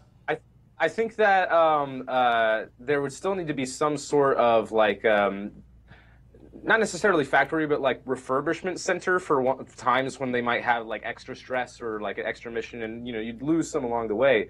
But they might be able to. I'm very hopeful that SpaceX can be able to do that, and that they can make the business case work in that sense. Mm-hmm. I think it's really What cool. do you think, Jared? I think it's really cool because this is literally like almost reaching the point of being like an aircraft manufacturer, where you build a fleet specifically for a customer that may end up actually doing that, and that may be potentially the future of rocket building. Maybe United Airlines is going to want to purchase a couple Falcon 9s and Dragons and the associated operations with them, so that they can have their own point-to-point method of taking people around. I don't know. That sounds absurd, but does it? I mean, that's what the spaceship company and Virgin Galactic do. But 5 years ago, everybody said reusable rockets were absurd. So I don't know. This could be like the beginning of literally building rocket fleets for companies outside of just who's making the rockets, and who knows how long that can go for as well. I mean, if you look at Boeing and the 737, that's been continuously upgraded in manufacturing and other things like that for almost 50 years, if not 50 years, with it. So yeah. Dada had a. So in other words, the way things are going now, guys, we need to get to our next funding goal so that we can fund the space program of tomorrow. We got to buy some of our own rockets. Oh my God, that would be awesome. Get things going. Come on. That's hilarious. Dada had an interesting comment, and I'll actually just, rather than read it, Dada, why don't you go ahead and, what's your thought process on that? Well, you buy a 2009 Ford Focus or whatever, and you get into a fender bender, you need to replace a fender. So Ford makes a surplus of 2009 Ford Focus fenders so that you can do that. Why not do that with rocket parts? Mm-hmm. So SpaceX makes Falcons to their orders. There's no reason they can't make a surplus of extra parts, the parts that are highly stressed, the parts that wear out, etc., and be able to replace and refurbish as required. But in the meantime, they've moved their production on to BFR. That just the visual of like 200 and some odd years from now was like, oh no, I have a vintage 2017 Falcon 9. I had to get the special plates for that because I'm a collector. Turbo pump? Oh man, That's close to the 2018 model, but it doesn't quite fit. But if you modify it like this, it's a little different, but that just cracks me up to no end. It's cool that we can talk about this though, because and consider this that maybe the business model may change, or like I said, spaceship company versus Virgin Galactic, where they're like, look, Virgin Galactic is the operations company. They operate the space planes, but we don't build them. Mm-hmm. Kind of like Boeing doesn't fly their own fleet of airplanes with commercial passengers. They just build them and then sell them to other people. Maybe there'll be a company that comes around and starts doing that. How thick would the Haynes manual for a big Falcon rocket be? Would it be like? Would it come in like volumes? No, I think we just XKCD it and just be like up go or F9, right? And then it's fine. It's totally fine. And for anyone wondering, the main difference between the 2017 models and the 2018 models of the F9 would be the grid fins. So, as Chris Radcliffe in the chat room says, Block 5 grid fin. Oh. Falcon 9 full thrust, 2015 to 2019 owner's manual. Yeah. Who knows? Maybe 100 years from now, after what was it? The first barge landing, someone jokingly on Craigslist put up an ad for it. 100 years from now, that may not be a joke. Yeah. So that may be an actual thing. All right, moving on. Next up. Next one comes off of YouTube from SP123100. Says, am I right to assume that the point-to-point version of the BFR, Big Falcon rocket, would cause a sonic boom on landing like the Falcon 9 Stage 1 landings? The video seems to indicate that it would be coming down from a mile offshore from major cities.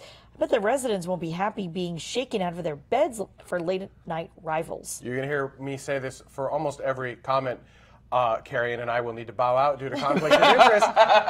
Mike and Jared, take that away. Oh, come on. I don't get it. I don't understand. So strange. So, Mike, your thoughts? There was some discussion of this in pre-show. What do you think?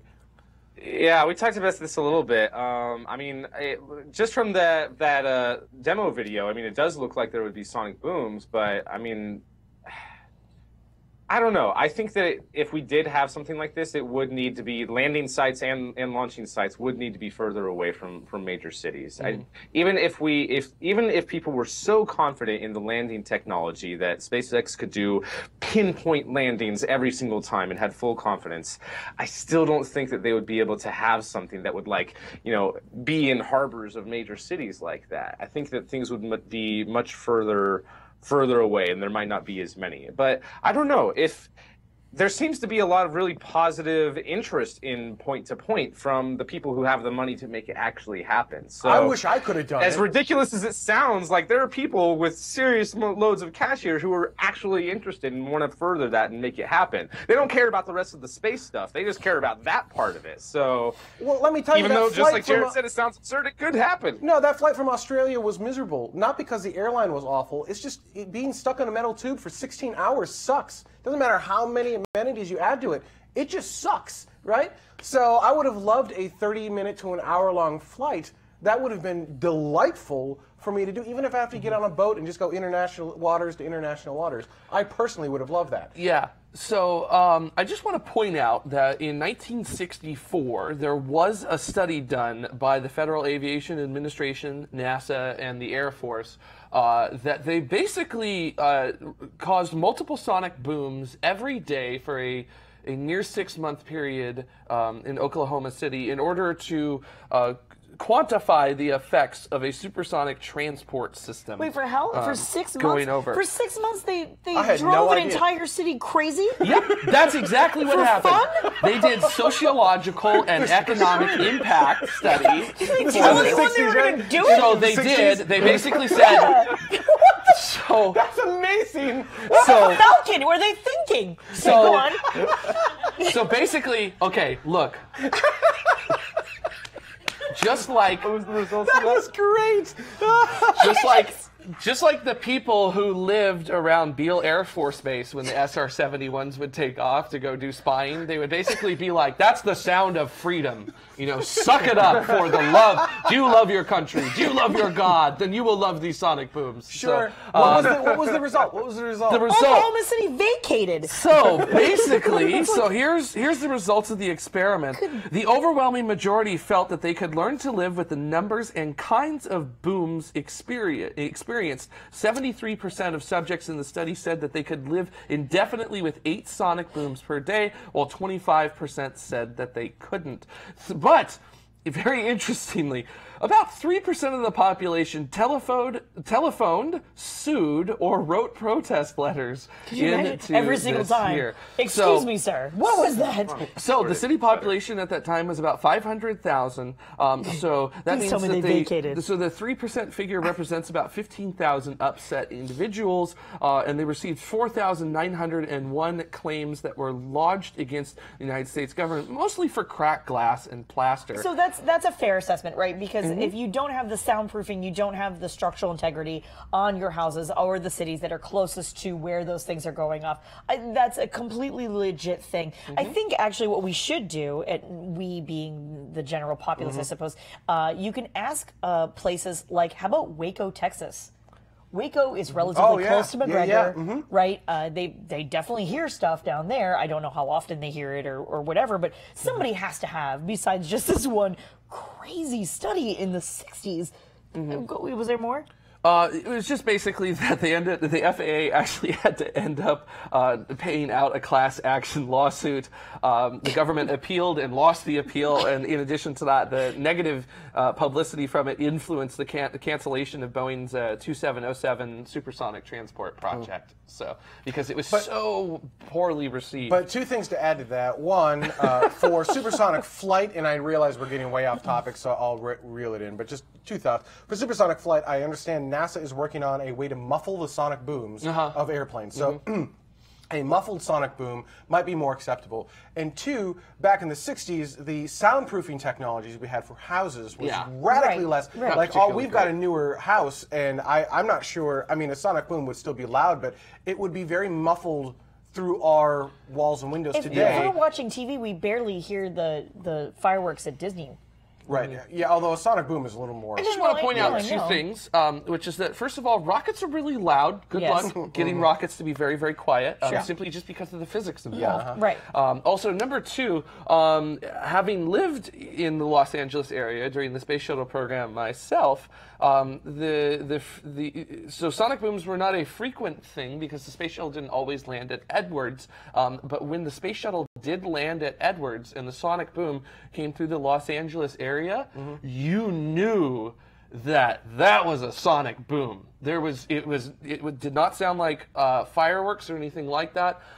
It is a significant pressure wave that rolls through, and that is something that you really do have to think about. And it's not something that's localized either. It goes out in every direction from your vehicle coming back. And again, doesn't apply to rockets, but for airplanes, if we can muffle it, plus Yes. modern technology, that Sweet. might help. Supersonic air flight. Yeah. For rockets, I'm not sure how we deal with that. Moving on. Okay, so next comment actually comes off of Patreon from Stuart Turner. Thank you for being a patron, Stuart. Yeah, thank you, Stuart. Yeah, it says most of the flights that SpaceX sells are commercial GTO or geotransfer orbit launches. That plus NASA are their bread and butter. If the BFR, Big Falcon rocket, works for those, then it can pay for itself. Now, granted, Stuart said a lot more other things, but I want to get to these 2 points. Hence the ... Yep. The BFR Big Falcon rocket is a little oversized for the boring work, but nothing like last year's version. It will work for the routine launches that keep the doors open, which means they'll stay open long enough for Elon to throw a few extra ships to Mars. And that's how SpaceX does awesome things. Due to a conflict of interest, Karen and I will need to bow out of this. Never with your disclaimer. I want to agree. I hope so. I mean, even though a lot of those things might be considered boring, and a lot of people laugh and still think it's silly when they saw the BFR dock to the International Space Station. I thought it looked if amazing. It can do all of those. I thought it was cool. I was fine with it. I didn't think it was silly at all. But if it can do those things, if it can do all those GTO missions, and if it can do the commercial resurfacing of the space station with cargo and crew, then why not? Why couldn't it pay for itself that way? And if they still have these reusable Falcons to, be able to service other customers as well who don't want a BFR every single time, then yeah, I don't see a problem with it. I hope that they can pull this off. Yeah, I hope that they can pull it off too. I remember last week we were talking about literally launching. Why do 7 launches to get your Iridium constellation up when you can do 1 launch and get your entire Iridium constellation up? Yes. Now, I don't know if insurance providers will be willing to insure a constellation that flies on 1 rocket, because if that rocket goes, whoops, there goes the constellation with it as well. But I just want to point something out that kind of goes back to the James Webb story earlier, which is that the reason James Webb is flying on an Ariane 5 is because that payload fairing is the largest out there. So that means that we're at the limit of what space telescopes can do right now, simply because we can't really fit anything else inside of something, because there's nothing bigger at the moment. If you build something bigger like BFR, holy smokes, like, why do we even have to have it folding? We could just have a massive monolithic telescope with it there. Have the mirror be segmented, but a monolithic design, so we don't have to fold it up and then go, oh my God, will it unfold correctly? So that way we maybe have a little bit easier, a little cheaper of a design with it there as well. And also, a lot No, they'll just build a bigger folding mirror. Yeah, well, that's what they'll do. That's what the JWST scientists will do. They'll be like, well, instead of doing the cheaper, easier thing, can we just do bigger and more complicated? So why even have it folding when we can literally just launch like 10 really big parts on 10 really big BFRs? So see what you've done? Look what you're making me do. We'll just build it in space. That'll work. And then we'll do the collimation in space too. That's nice and easy. We'll just fly up the lab technicians and do it that way. But also, everybody laughed about the BFR spacecraft at the International Space Station. Oh, look at how big it is. But BFR spaceship is really just a little bit bigger than shuttle, if you think about it. So, I mean, it could carry a lot more people and cargo than shuttle can. Yeah. But operationally, it's something that actually could do it. And I think it'd be hilarious to see it do an orbital boost for the International Space Station and see how high we could get it. So, yeah. Let's do it. Well, one that com- kind of brings me back to a point earlier about how there have been studies by Lockheed Martin and Boeing to disconnect pieces of the International Space Station whenever the retirement happens, and those were their first concepts of what would be the Deep Space Gateway, their lunar gateway concepts that they were calling it back then. And I would still like to see something like that. I would like us to boost the International Space Station or move it to a different orbit. I've talked about that lots of times, so that would be really cool to see. I would love to see something like that. One of the comparisons I think of the International Space Station, its internal volume, if I'm not mistaken, is somewhere around the same internal volume as a 747. Mm-hmm. And, Yeah, that's about right. And if BFR's internal volume is about that of an A380, if I recall hearing that correctly, basically pulling a BFR up to the International Space Station is like doubling the internal volume of it. Yeah, who says that you can't put a laboratory inside of the BFR and do some work in there? So That'd be pretty cool. yeah. All right, we've got a couple more comments that we're going to get to in After Dark, so stick around for that if you're watching live, or it'll be available on demand after the fact in a few weeks, unless you're a patron. And speaking of patrons, people are going to get access to After Dark right away. I'd like to thank our ground support crew for also contributing to the show. These are people who've contributed between $1 and $2.49 to the show. Once again, every single dollar helps. And to find out how you can help crowdfund the shows of tomorrow, head on over to patreon.com/TMRO. As I mentioned at the beginning of the last segment, next week we've got the Modular Analog Research Station, or MARS. That's going to be on orbit 10.38, and it's in mission, I believe, right now, and I think it just started or is just about to start. And that basically means that they're simulating a Mars outpost. So any questions you want to ask live during the show are going to take, and I don't know. Ask them now. Ask them now. That's exactly correct. Ask them in the chat room. Ask them on Twitter. Do hashtag, I don't care. I should have thought of that in advance. Hashtag Mars. I was going to say hashtag Mars, but hashtag Mars or something like that. We'll just at tomorrow. We'll find them on Twitter. Same thing with Facebook. Certainly ask them now because we need to get them in advance. So anything that we do live with their ground crew, we would be able to do in real time. That anything that we're doing with their simulated Mars stuff, it's just as pretend like they're on Mars. So we need to wait for the full speed of light round trip to occur, which, depending upon the orientation of the planets, is anywhere between, actually I think it's like between 6 minutes and 22 minutes. I don't remember the range, but it's something like that. Sounds about right. And I'm not sure what they're simulating, like where the planets are in alignment, so I don't know where they're at in their simulation. But it is definitely more than 6 minutes one direction, so it'd be 12 minutes round trip, but I think we're at like 9. Anyhow, it doesn't matter. Questions in advance. Yeah, it's going to be interesting for it sure. It will definitely be interesting. It's going to be, I think it's going to be the first, I don't know if anyone else has tried to do like a live show on a simulated Mars environment before. So this is going to be, I think, a lot of fun. I don't know if it will be successful or a miserable failure. That's really great. Dan TC24, Ask Mars. That's the hashtag right there. Hashtag Ask Mars. Ask Mars. I love that. This is why we have a live community. Thank you for that, Data. All right, that is our show for this week. Thank you all so much for watching. We'll see you next week. After Dark up next.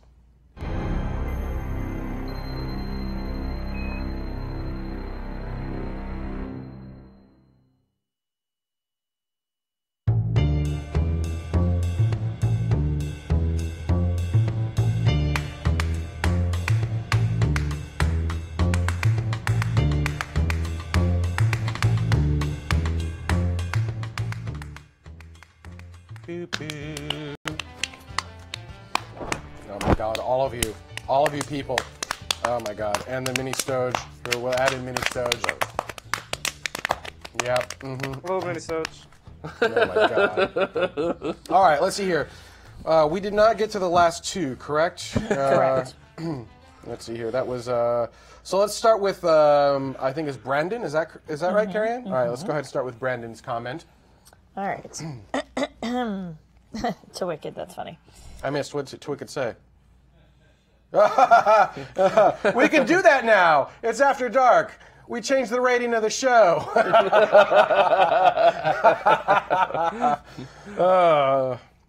Hi, kids.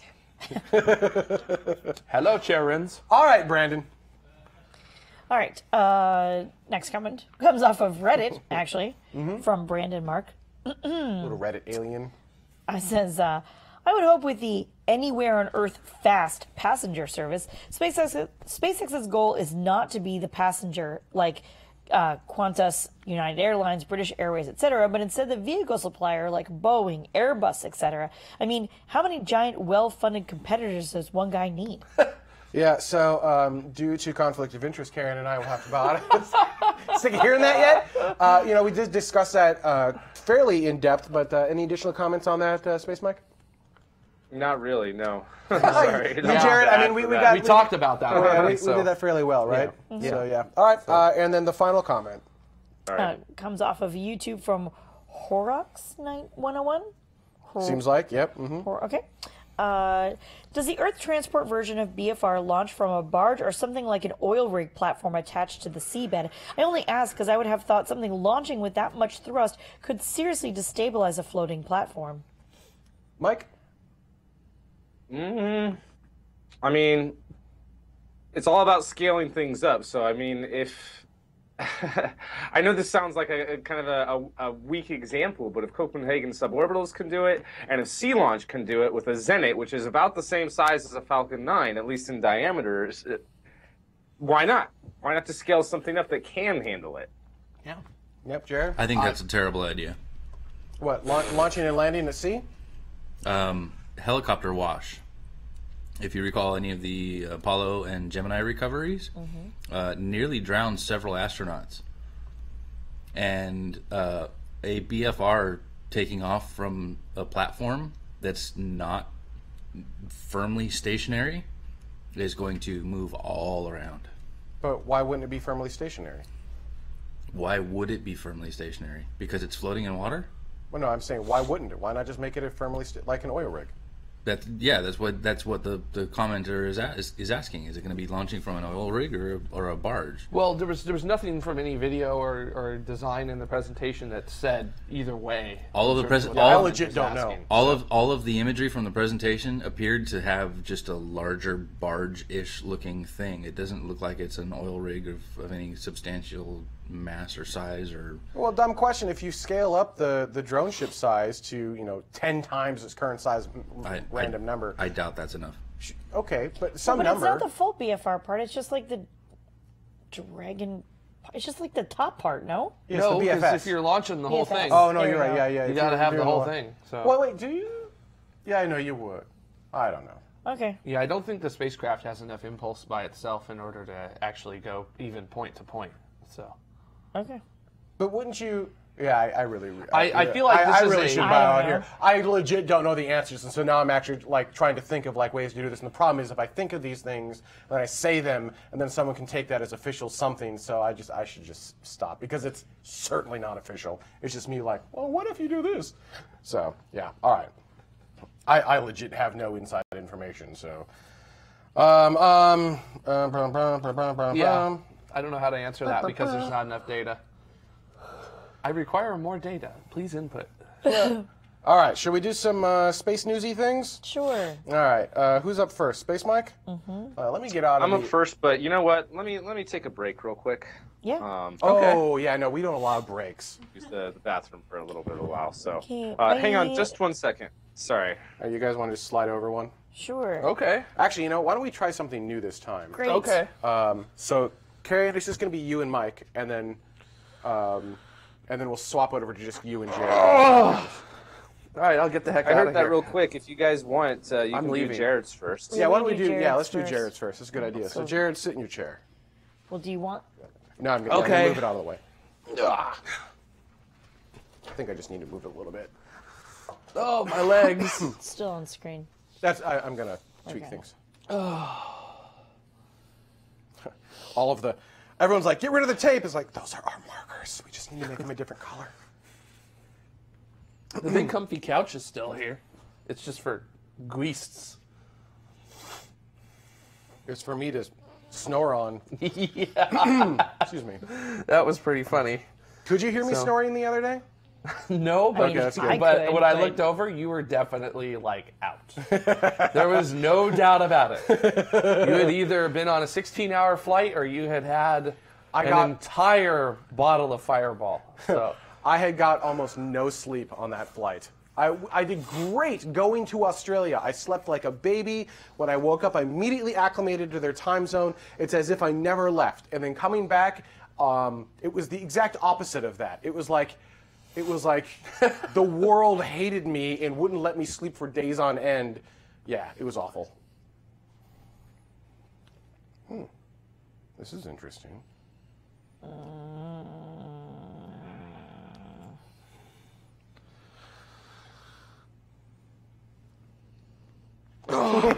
That's the look I get every morning when she's like, "What are you talking about?" Show the world, Dada. So that shot with it being offset would be a good place for you to put your slates or your boxes for Well, yeah, but I mean, linking to the show. yeah, but she's zoomed down, so I don't need to offset it. That's the look of she hates you. That's what I see every day. That's because she hates you. I know. But I love her. Nope. Excuse me. So annoying. So, Me? So do you want that shot at the end or what? Yeah, I think so. Okay. We can try that. Is that all right? Trying that? Great. Am I gonna do like I did back in the day, which was No. No. out of the way? Okay, let me actually open up the rundown. You know. Bidoo. Actually, I'm gonna talk to the camera. Hi, camera. Where? You like having your own camera. You like Are you talking to yourself? having your own camera.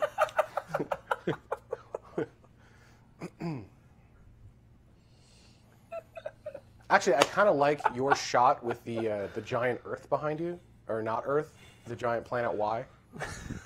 It looks cool. What? That's creepy. Are you ready?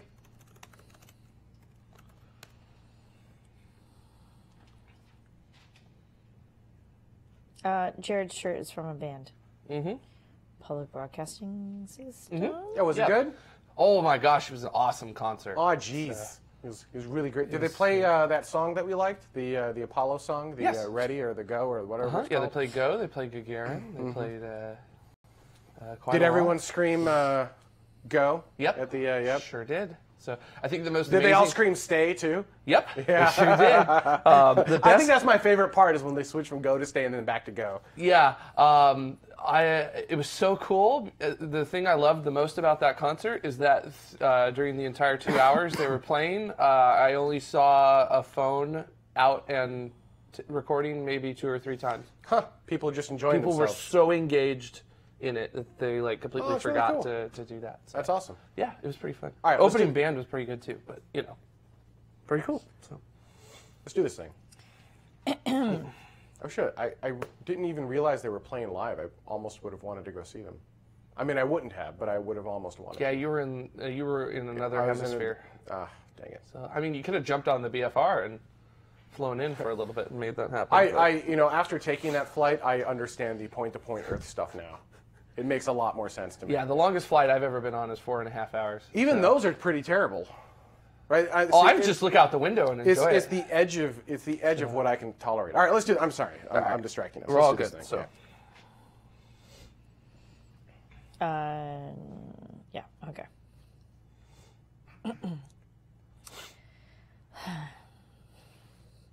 You don't have to do that, right? Yeah, but I feel like I do.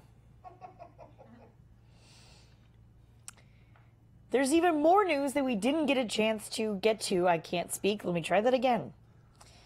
I hate my announcer voice. You're fine.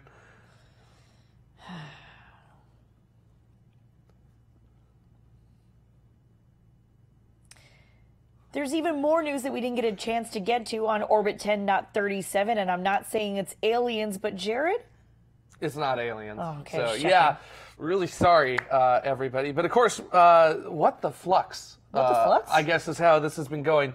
The most mysterious star in the galaxy that many a Redditor has insisted that is being controlled by aliens, turns out actually isn't.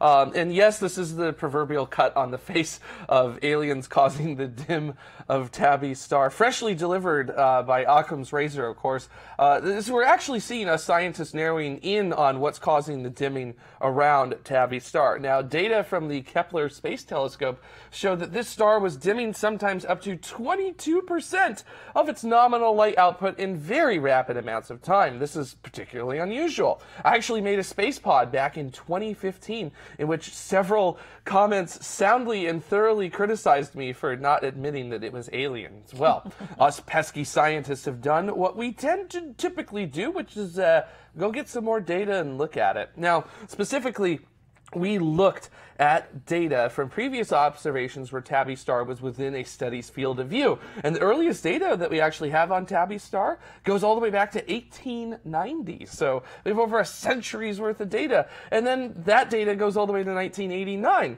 And during that time period, from 1890 to 1989, Tabby's star dimmed a whopping 20%. But it was not as pronounced like the recent dimmings. It was quite linear. Basically, it followed a nice steady slope. Now, this actually isn't as unexpected or a mysterious occurrence. Changes in a star's magnetic field can actually cause these kinds of dramatic dips in the star's light output. But the real nail in the coffin for the hypothesis of Tabby's star dimming due to an alien megastructure is the overall output of light across all wavelengths of the electromagnetic spectrum. So, not just invisible light, the light that your and I eyes can see. Tabby's team looked at Tabby's star in infrared and ultraviolet light using NASA's Spitzer and Swift space telescopes, respectively. There was no dimming overall in infrared, but in ultraviolet, there was quite a reduction in the overall output or reception of ultraviolet light. Now, this tells us that whatever is blocking the light from Tabby's star is uniform in size enough so that it will allow infrared light through, but it will prevent ultraviolet light from getting through easily. And we know of only one thing that can do that is found quite a lot out in space. Dust. Yes. If it were an alien megastructure, we would actually expect to see uniform dimming in all wavelengths of light. But because the dimming is coming mostly from ultraviolet and that light from the infrared wavelengths is getting through whatever is causing the dimming, we're pretty confident that it's actually dust. It's not aliens. So the same stuff that you should be cleaning up around your house, yes, it is preventing the light from Tabby's star actually reaching us. So I'm sorry, everybody. I'm not saying it was aliens because it wasn't aliens. So. All right. Well, thank you, Jared. If you're interested in this and other spacey things, actually, our main topic on Orbit 10.37 was the newly reformed National Space Council. You can always join us live every Saturday at 1800 UTC.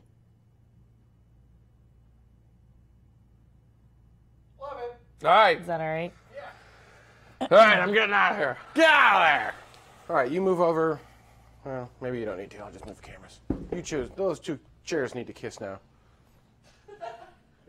Ow! All right, let's see here. This wheel goes. It goes like. Ooh. Trying to not hit you.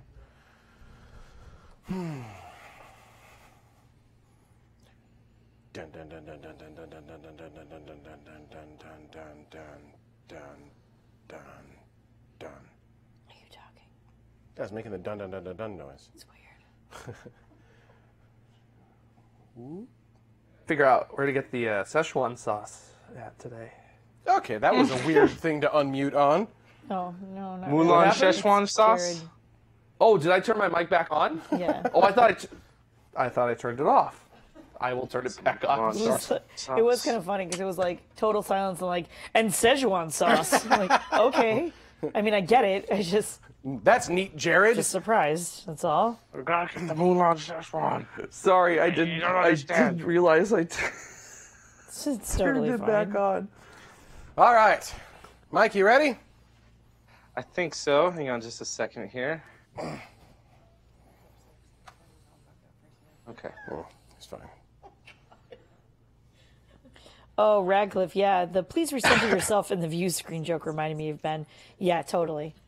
If you could just a little over. Yeah. No, oh, I'm really yeah, digging on the Orville. yeah, that's better. I'm digging on the Orville. One of my Orville's awesome. One of my Facebook friends said Orville is better Star Trek than the new Star Trek is. It is. So I don't dislike either. So the problem is that the new Star Trek isn't Star Trek, but it's still good sci-fi. It just shouldn't have the Star Trek tag on it, if that makes sense. Feel like a Star Trek show. It doesn't feel. No, that's the problem. It's good sci-fi. It's just not That Star being Trek said, sci-fi. I did enjoy it. Yeah, right. It's But- enjoyable sci-fi that's not Star Trek. It doesn't follow canon properly. It doesn't follow. Anyhow, yeah. Mm-hmm. Yeah. Yeah. Well, this topic isn't redacted for you. You can speak. It's okay. No. Let's get through the news, and then we'll talk Discovery versus Orville. How about that? Why am I getting side eyes? I was getting nasty side eyes. I mean, they're cute and pretty side eyes, but there was still. Swear to God, you talk so much. Falcon. I talk so Falcon much. Yeah. That was an amazing moment. It needs to be on a shirt. that was probably my favorite moment of the show.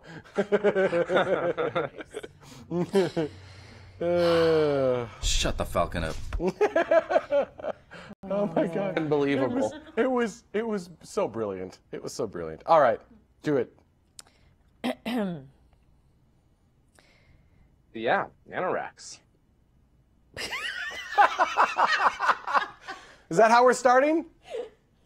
No, I'll let you start, Carrie. Sorry. Oh, for Falcon's sake. No, I like nanoracks. What the flux is going on in here?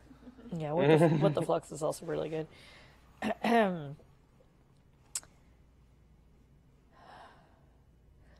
So there's even more news that we didn't get a chance to get to on this last week's Orbit 10.37. Mike, nanoracks, what's going on over there? Yeah, so NanoRex announced this week that they have raised an undisclosed amount of money to be able to support their commercial airlock module that they want to attach to the International Space Station. A commercial airlock that would be used mostly for the deployment of CubeSats and microsatellites, but that would have way more volume than the Kibo module that currently launches a lot of these microsatellites and CubeSats. Mm-hmm.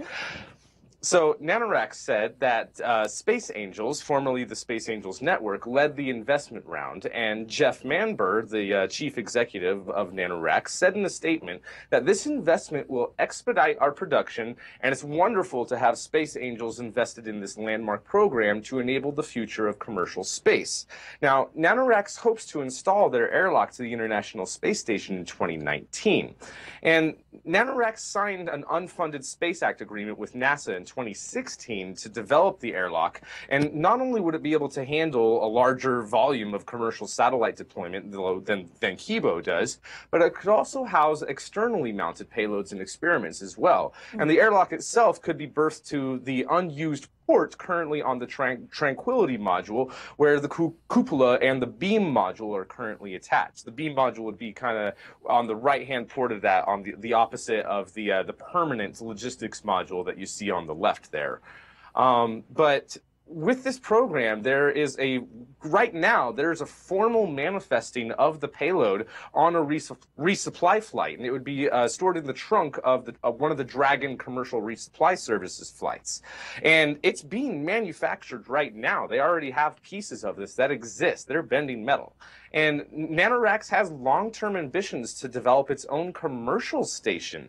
And it's part of the whole Ixion partnership with Space Systems Loral and United Launch Alliance to study refitting upper stages that could be used as habitation modules for NASA's Next Step program. So this is just the beginning of NanoRex's own kind of space station module ambitions. And I'm excited and happy for them that they've been able to get the money that they need through private investments to be able to push this forward, and hopefully it does launch when they hope to in 2019. So very good news. Yeah, very good. It brings a whole new and much better meaning to throw it out the airlock. So on Orbit 10.37, our main topic was actually about the newly reformed National Space Council here in the U.S. And if these kinds of things interest you, feel free to always join us live every Saturday at 1800 UTC.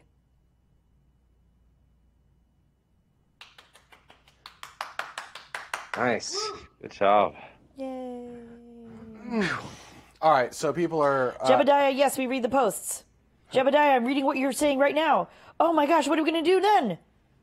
My God. So they're asking what I mean by Discovery not being Star Trek. Star Trek is traditionally, so it's a. Although Shaky, you said that Discovery was NCC 1031? 1031. 1031? Instead of 1301. Instead of 1301? What? Okay. I mean 1701? Or 1701. That was the Okay. Enterprise. 1031 instead of 1701. Is that what you're saying? So is this supposed to take place What? before Enterprise? I don't know. What was the. What No, was it's Discovery's- after. Well, you mean Starship or the thing? What is Discovery's orbital vehicle number? NCC 1031. No. No, Space Shuttle. But Discovery. 10 STS Discovery was OV 103. 103, I think. Oh, do you think it is in honor I don't know. of that? That'd be kind of cool. I feel like that. Also, So, I 2 heard points an to me for interesting pulling that one out of theory my butt about because it. I figured Actually, that's what it was. yeah, that's bonus points on that one. So I heard an interesting theory as to what that could mean. It could allude to something else too, which we can talk about in a second if you want. oh, go ahead. Well, yeah, go ahead with that, and then I'll go into why I don't think it's Star Trek. I heard a really interesting theory that, especially after, I don't know if you guys have seen episode 3 yet or not. I personally I'll haven't try seen not to any give of the away Star any Trek spoilers, Discovery but there's stuff. just- But you can Okay. you can feel free to. It doesn't bother me. Spoilers Other incoming. people. Sure. Spoilers Spoilers. incoming. Spoiler. Great. Go. Spoilers incoming. There is weird stuff that kind of alludes to stuff that Star Trek has talked about in the past about how there's like corrupt admirals and corrupt, people within the like government of Starfleet, so to speak.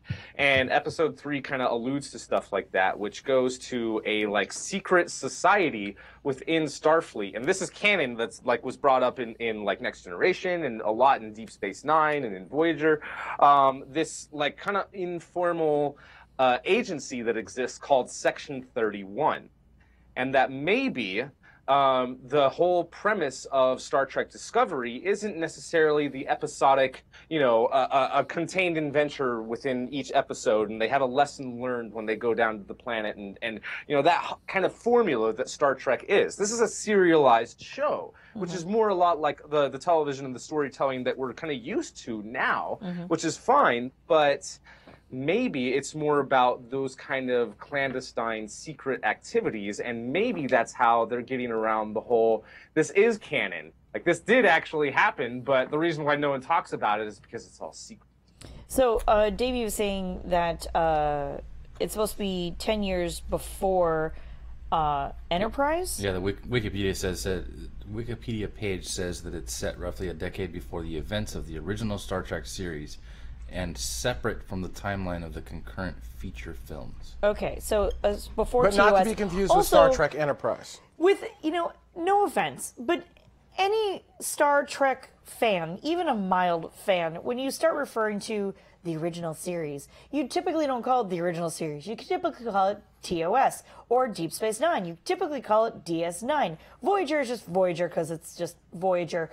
Discovery is going to have to be called Discovery because STD is got to be the worst initials for just about anything other than a sexually transmitted disease known to man. Star Trek woke. So Unless everyone keeps hating it, and then that's whatever the I don't hardcore hate it. fans. I legit don't hate it. And some people are saying it's bad There's things sci-fi. about it that bother me, but I still like it. Come towards me. Sorry. So, I have to. yeah. So here's my thing. I have cooties. You do. Yeah, actually, I do right now. So here's my thing, and why I don't consider it Star Trek, but I do consider it decent sci-fi. Is that Disco. That's hilarious. We can definitely call it that. Go on. Star Trek is traditionally, from the original series and even and TNG and even Voyager and whatnot, although they've been getting worse at it through time, is an optimistic view of the future when humanity has figured out how to get around essentially what you were talking about. Corruption, we figured out how to not have poverty anymore. We take care of all humans. I figured out the key. The key? Money. This is a key. Money. Yeah. Well, no, and there's no money in the future. That's Right. the evil. That's everything. Sure. You get rid of money and it fixes everything. I'm not sure that's true, but okay. So that's Star Trek it's an optimistic look, but at the same time it is a reflection on current society and some of the issues that we have dealing with us today. And that is what Star Trek has historically been, and that's how I personally view Star Trek. Is it magnifies the issues of today and puts a different spin on them, but still it's directly looking at these issues in an optimistic, an optimistic utopian future of sorts, right? Where we figured all of this stuff out, and now we're looking back on the issues of today of like, well, that's primitive. Why would you think of that? That's Star Trek. That is not what Discovery is, right? So Discovery is... That's because apparently it's way older than all the other Star Trek that you were familiar with. Kurt1 in the chat room says, bring back Firefly. Oh, I love Firefly. So that's actually closer to what I would argue. It's certainly not Firefly, but it's a darker, grungier sci-fi, which is kind of the trend right now. But that's not what Star Trek should be. Johnny Spacer, I think that you're saying, so Johnny Spacer is saying the thing is utopia is impossible. I don't think, I've never looked at Star Trek as thinking of as being utopia. However, that humans, as a human species, have figured out how to basically work together with each other and with some other species, a few of them. But as we continue to go out and find more and different species of all different kinds of what humans would call aliens, that we need to understand how to work with them and deal with them and have them deal with us so that we can continue to have peaceful-esque kind of relationships, if that it makes any sense. And that a lot of, it was, of course, it wasn't designed to do that. It was designed to do, there was, of course, a lot of politics going on at the time, and it was meant to be a reflection of all of the different kinds of issues that we humans were having with each other, right? But I think that's why... So Space Vogel's saying, why though, then a pre-original series, another setting, why can't it be different? It should be different because it's before we figured out all of that crap. But it's the way they marketed it is that it was supposed to be part of the same universe as the original series and TNG and DS9 and Voyager and even Enterprise. It doesn't mean that it isn't. But we've got, it's just before we figured all that stuff out. Sure, but they diverged too much. So it can be different, but they made it too different. They added in technology that we shouldn't even have. Like, they've got holograms moving across the ship. All right, that's fair. Right? We don't even have that. I haven't seen it, so there's that. Right? That's not okay. Right? I mean, they need to take it They went too far. Well, Destructor 1701 says, yes, Star Trek is back on TV. It's called Orville. Yes, that's the thing. Orville is better Star Trek than Star Trek is right now.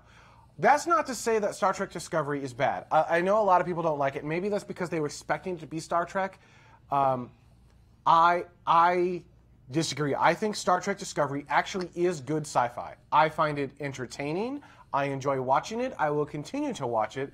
I thought they did decent storytelling. They were doing character building on it. I was enjoying myself. It just wasn't what I expected Star Trek to be. It would have been good if it had a different name attached to it. But that's kind of my litmus test there. Is if it didn't say Star Trek in front of it, would I have still watched it? And the answer is yes, I would have. However, the Orville is exactly what I expect Star Trek to be. It also looked at, like, the episode 3 was a great example of shining a spotlight on modern day issues and being like, this is more complex than you think it is. I mean, that's from precisely. The first episode, I thought it was going to be this very immature kind of show. I thought it was going to be like Family Guy in space or something like that. But by episode 3, I was just like, to be fair, there is a bit of that. There's a bit of that. There is, but that's probably a more realistic representation of what we humans are going to act like in that setting. There was by episode 3, like, they're tackling serious issues here. Holy cow! Come on, that's what they did in the Next Generation 2. Data's entire character is exactly that, right? I mean. It's I mean more like the pilots and stuff like that, like how the two pilots, the two helmsmen, like act and behave. Like I could totally see, people from the internet age, being exactly like that. You know what I mean? Yeah. I don't know. Like that just seems more realistic than Star Trek in a way, if that makes sense. I don't know how to explain it. No, that's fair. Uncle Bill is saying that 10 years is not enough time to be before they figured it all out. That's a fair assessment. Again, I'm coming from the position of I haven't actually seen it, so I can't speak too much to that. But I feel like it is fair-esque to say that it would be different than the original series in a lot of different ways. Although the hologram thing, that's complete crap. So I agree with that. So I love that we're calling it disco now. Disco Might as has so moments of really awful dialogue and rule of cool Contrivances. contrivances for the sake of drama. Dutch camera angle. What's a Dutch camera angle? Is that the... I don't know, but I feel like it shouldn't be in HD at all. These are what are Dutch camera angles. Are those? They're like they're also called MTV angles. Oh yeah, as well. and lens flares. So uncomfortable to watch. Yeah, so there was some definitely look. So all new series take a moment to get into, take a few episodes. Orville, no different, right? Orville, the first two, I was kind of like, maybe I'll try it a little longer, maybe. And it's episode 3, I think, is what got me hooked on Orville. Same thing with Star Trek Discovery. I think episode 3 is where I started going, okay, I can see where there might be an interesting storyline here of things going on. I'll give it a few more. So, I mean, yeah. My biggest concern, though, is that the main creator and like writer on this show is Robert Kurtzman. Wait, hang What is on. he famous for? Lost. So I'm worried that this is going to be Star Trek Lost. Yes, but Lost was a wildly popular show, and if we can get mainstream into sci-fi, that's not necessarily a bad thing. I enjoyed Lost. Well, I also enjoyed Lost. That's what this show was supposed to be about. So Hey, when we run out of things to talk about space, that's the deal. We'll make We'll one talk about disco, Lost. apparently. Yeah, we'll talk about disco. Rebel Ace says, I think the hologram's a good ad because they didn't just come up with it back then, while we can now already make holograms. Okay. If that's the case, then this is No. in the J.J. Abrams universe. It's not in the Prime universe, which Okay. is fine. I have no problem with that, but just don't... First, I want to talk about our ability to make holograms. I don't want to say no, we can't, because that's no longer true. They suck. No, we can't make holograms. We can do Pepper's ghost. That's what most people think holograms are. What most people consider to be holograms are not holograms. There's something called Pepper's ghost, where you're projecting on a screen and you can't see the screen. It's a projection. It's not a hologram. They are not the same thing. Having said that, we actually can make holograms for realsies holograms in the lab using machines the size of this entire studio to make a hologram about this big that you can actually look at from multiple directions in 3 dimensions. we've been able to make holograms since Star Wars. Right. Yeah, but if you think about it, computers used to be as big as this room in order to do simple arithmetic. Yes, so someday we will be able to make holograms. I'm not saying that is not a thing. However, today, what you see is Pepper's ghost, and the bridge the bridge of a starship does not have giant screens for them to do Pepper's ghost wherever they want. That's not a thing. So saying that, oh, we have holograms now, no. Peppers. No, we have Peppers. Peppers ghost We with have, force feedback. We have Peppers and ghosts. And sometimes we have ghost peppers.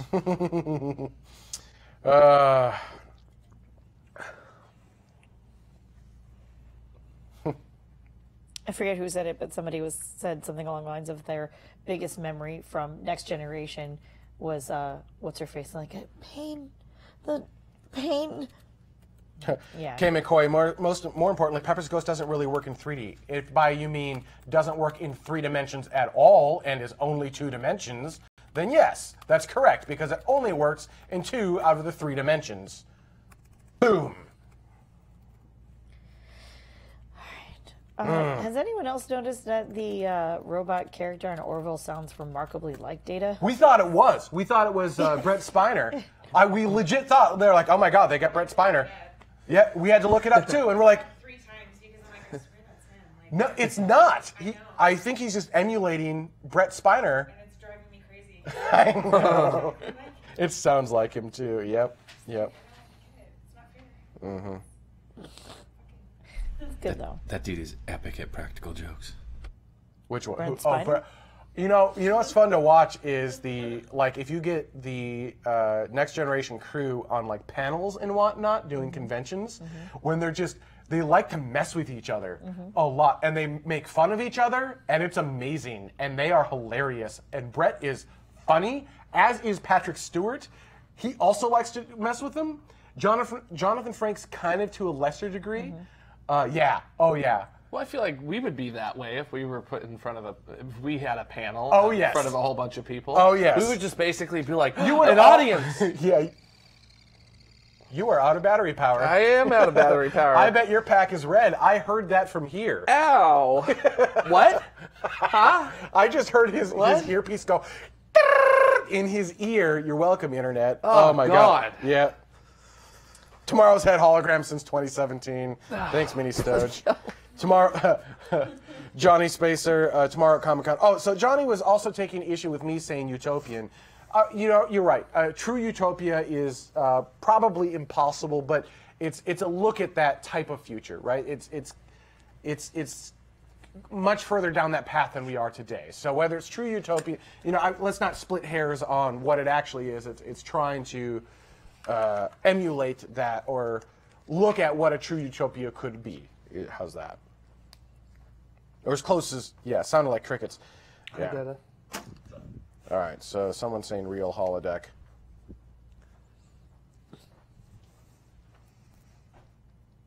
Uh-oh. What?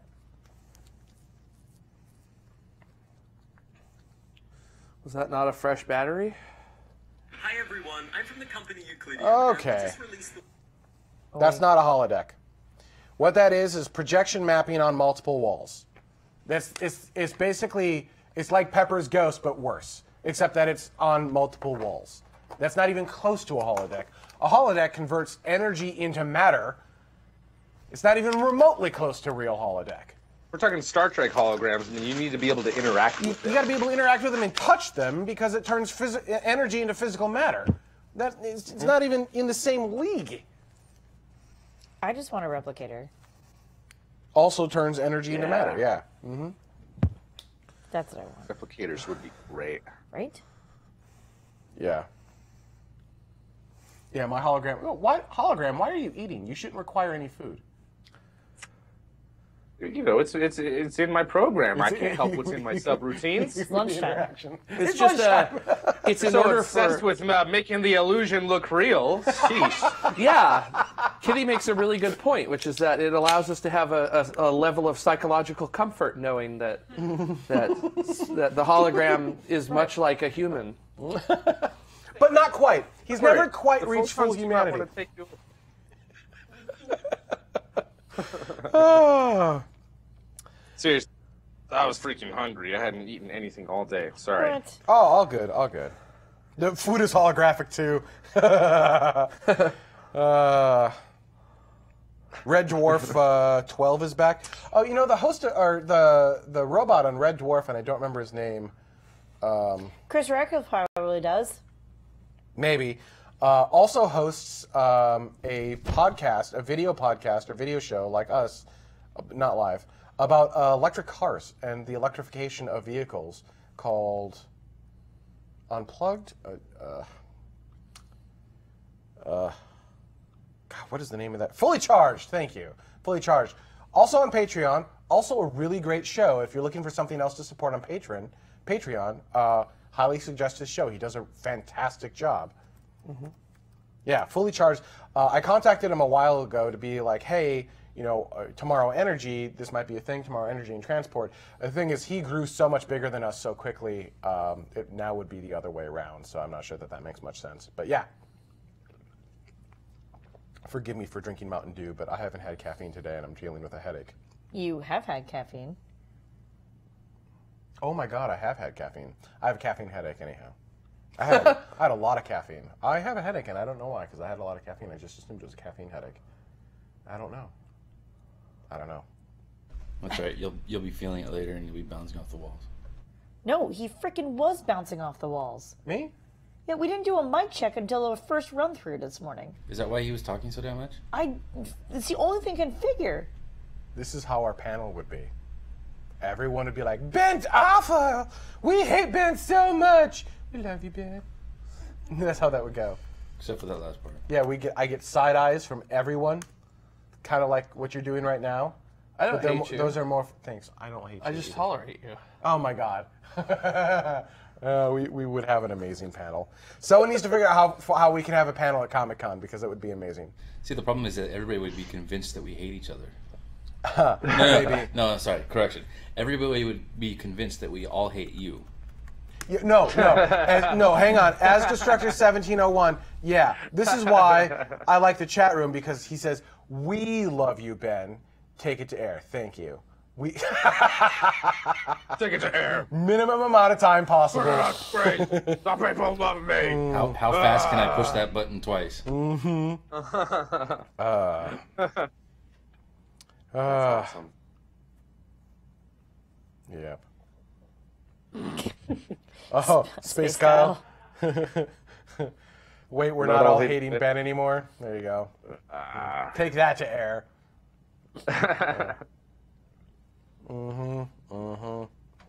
Then there's oops, hang on. There's this one. Yeah, there's that one. Blame it on Ben. We tolerate each other with all our hearts. That's a good one. Tolerate. Oh my God, Chris, you're totally. Oh wait, Chris, a Comic-Con panel will have to include at least one hologram. Fit Orion late to the party. Oh no. Yeah, that'd be awesome. Actually, it'd be hilarious. Do a Comic-Con panel, but then bring in Mike via the screen. But we would still fly him to Comic-Con. He's just in the backstage. He would just be backstage, or like he would just be somewhere else, like in the audience. No, that'd be great. He'd be like the front row of the audience, but then up on stage. Right? Oh my God, that would be amazing. I would love that so much. Except for those events, the screen is usually like huge and behind you, so Mike would be like Overlord watching over us or something. But what we need to do is we need to get Mike to back up from the camera enough so that he appears normal sized. So it's like this gigantic screen with an itty bitty mic. No. We'll do Pepper's Ghost. The same size the rest of you other. Pepper's We'll do Pepper's Ghost and have him sitting there. Yeah, exactly. For no reason, because he'll actually be in the audience.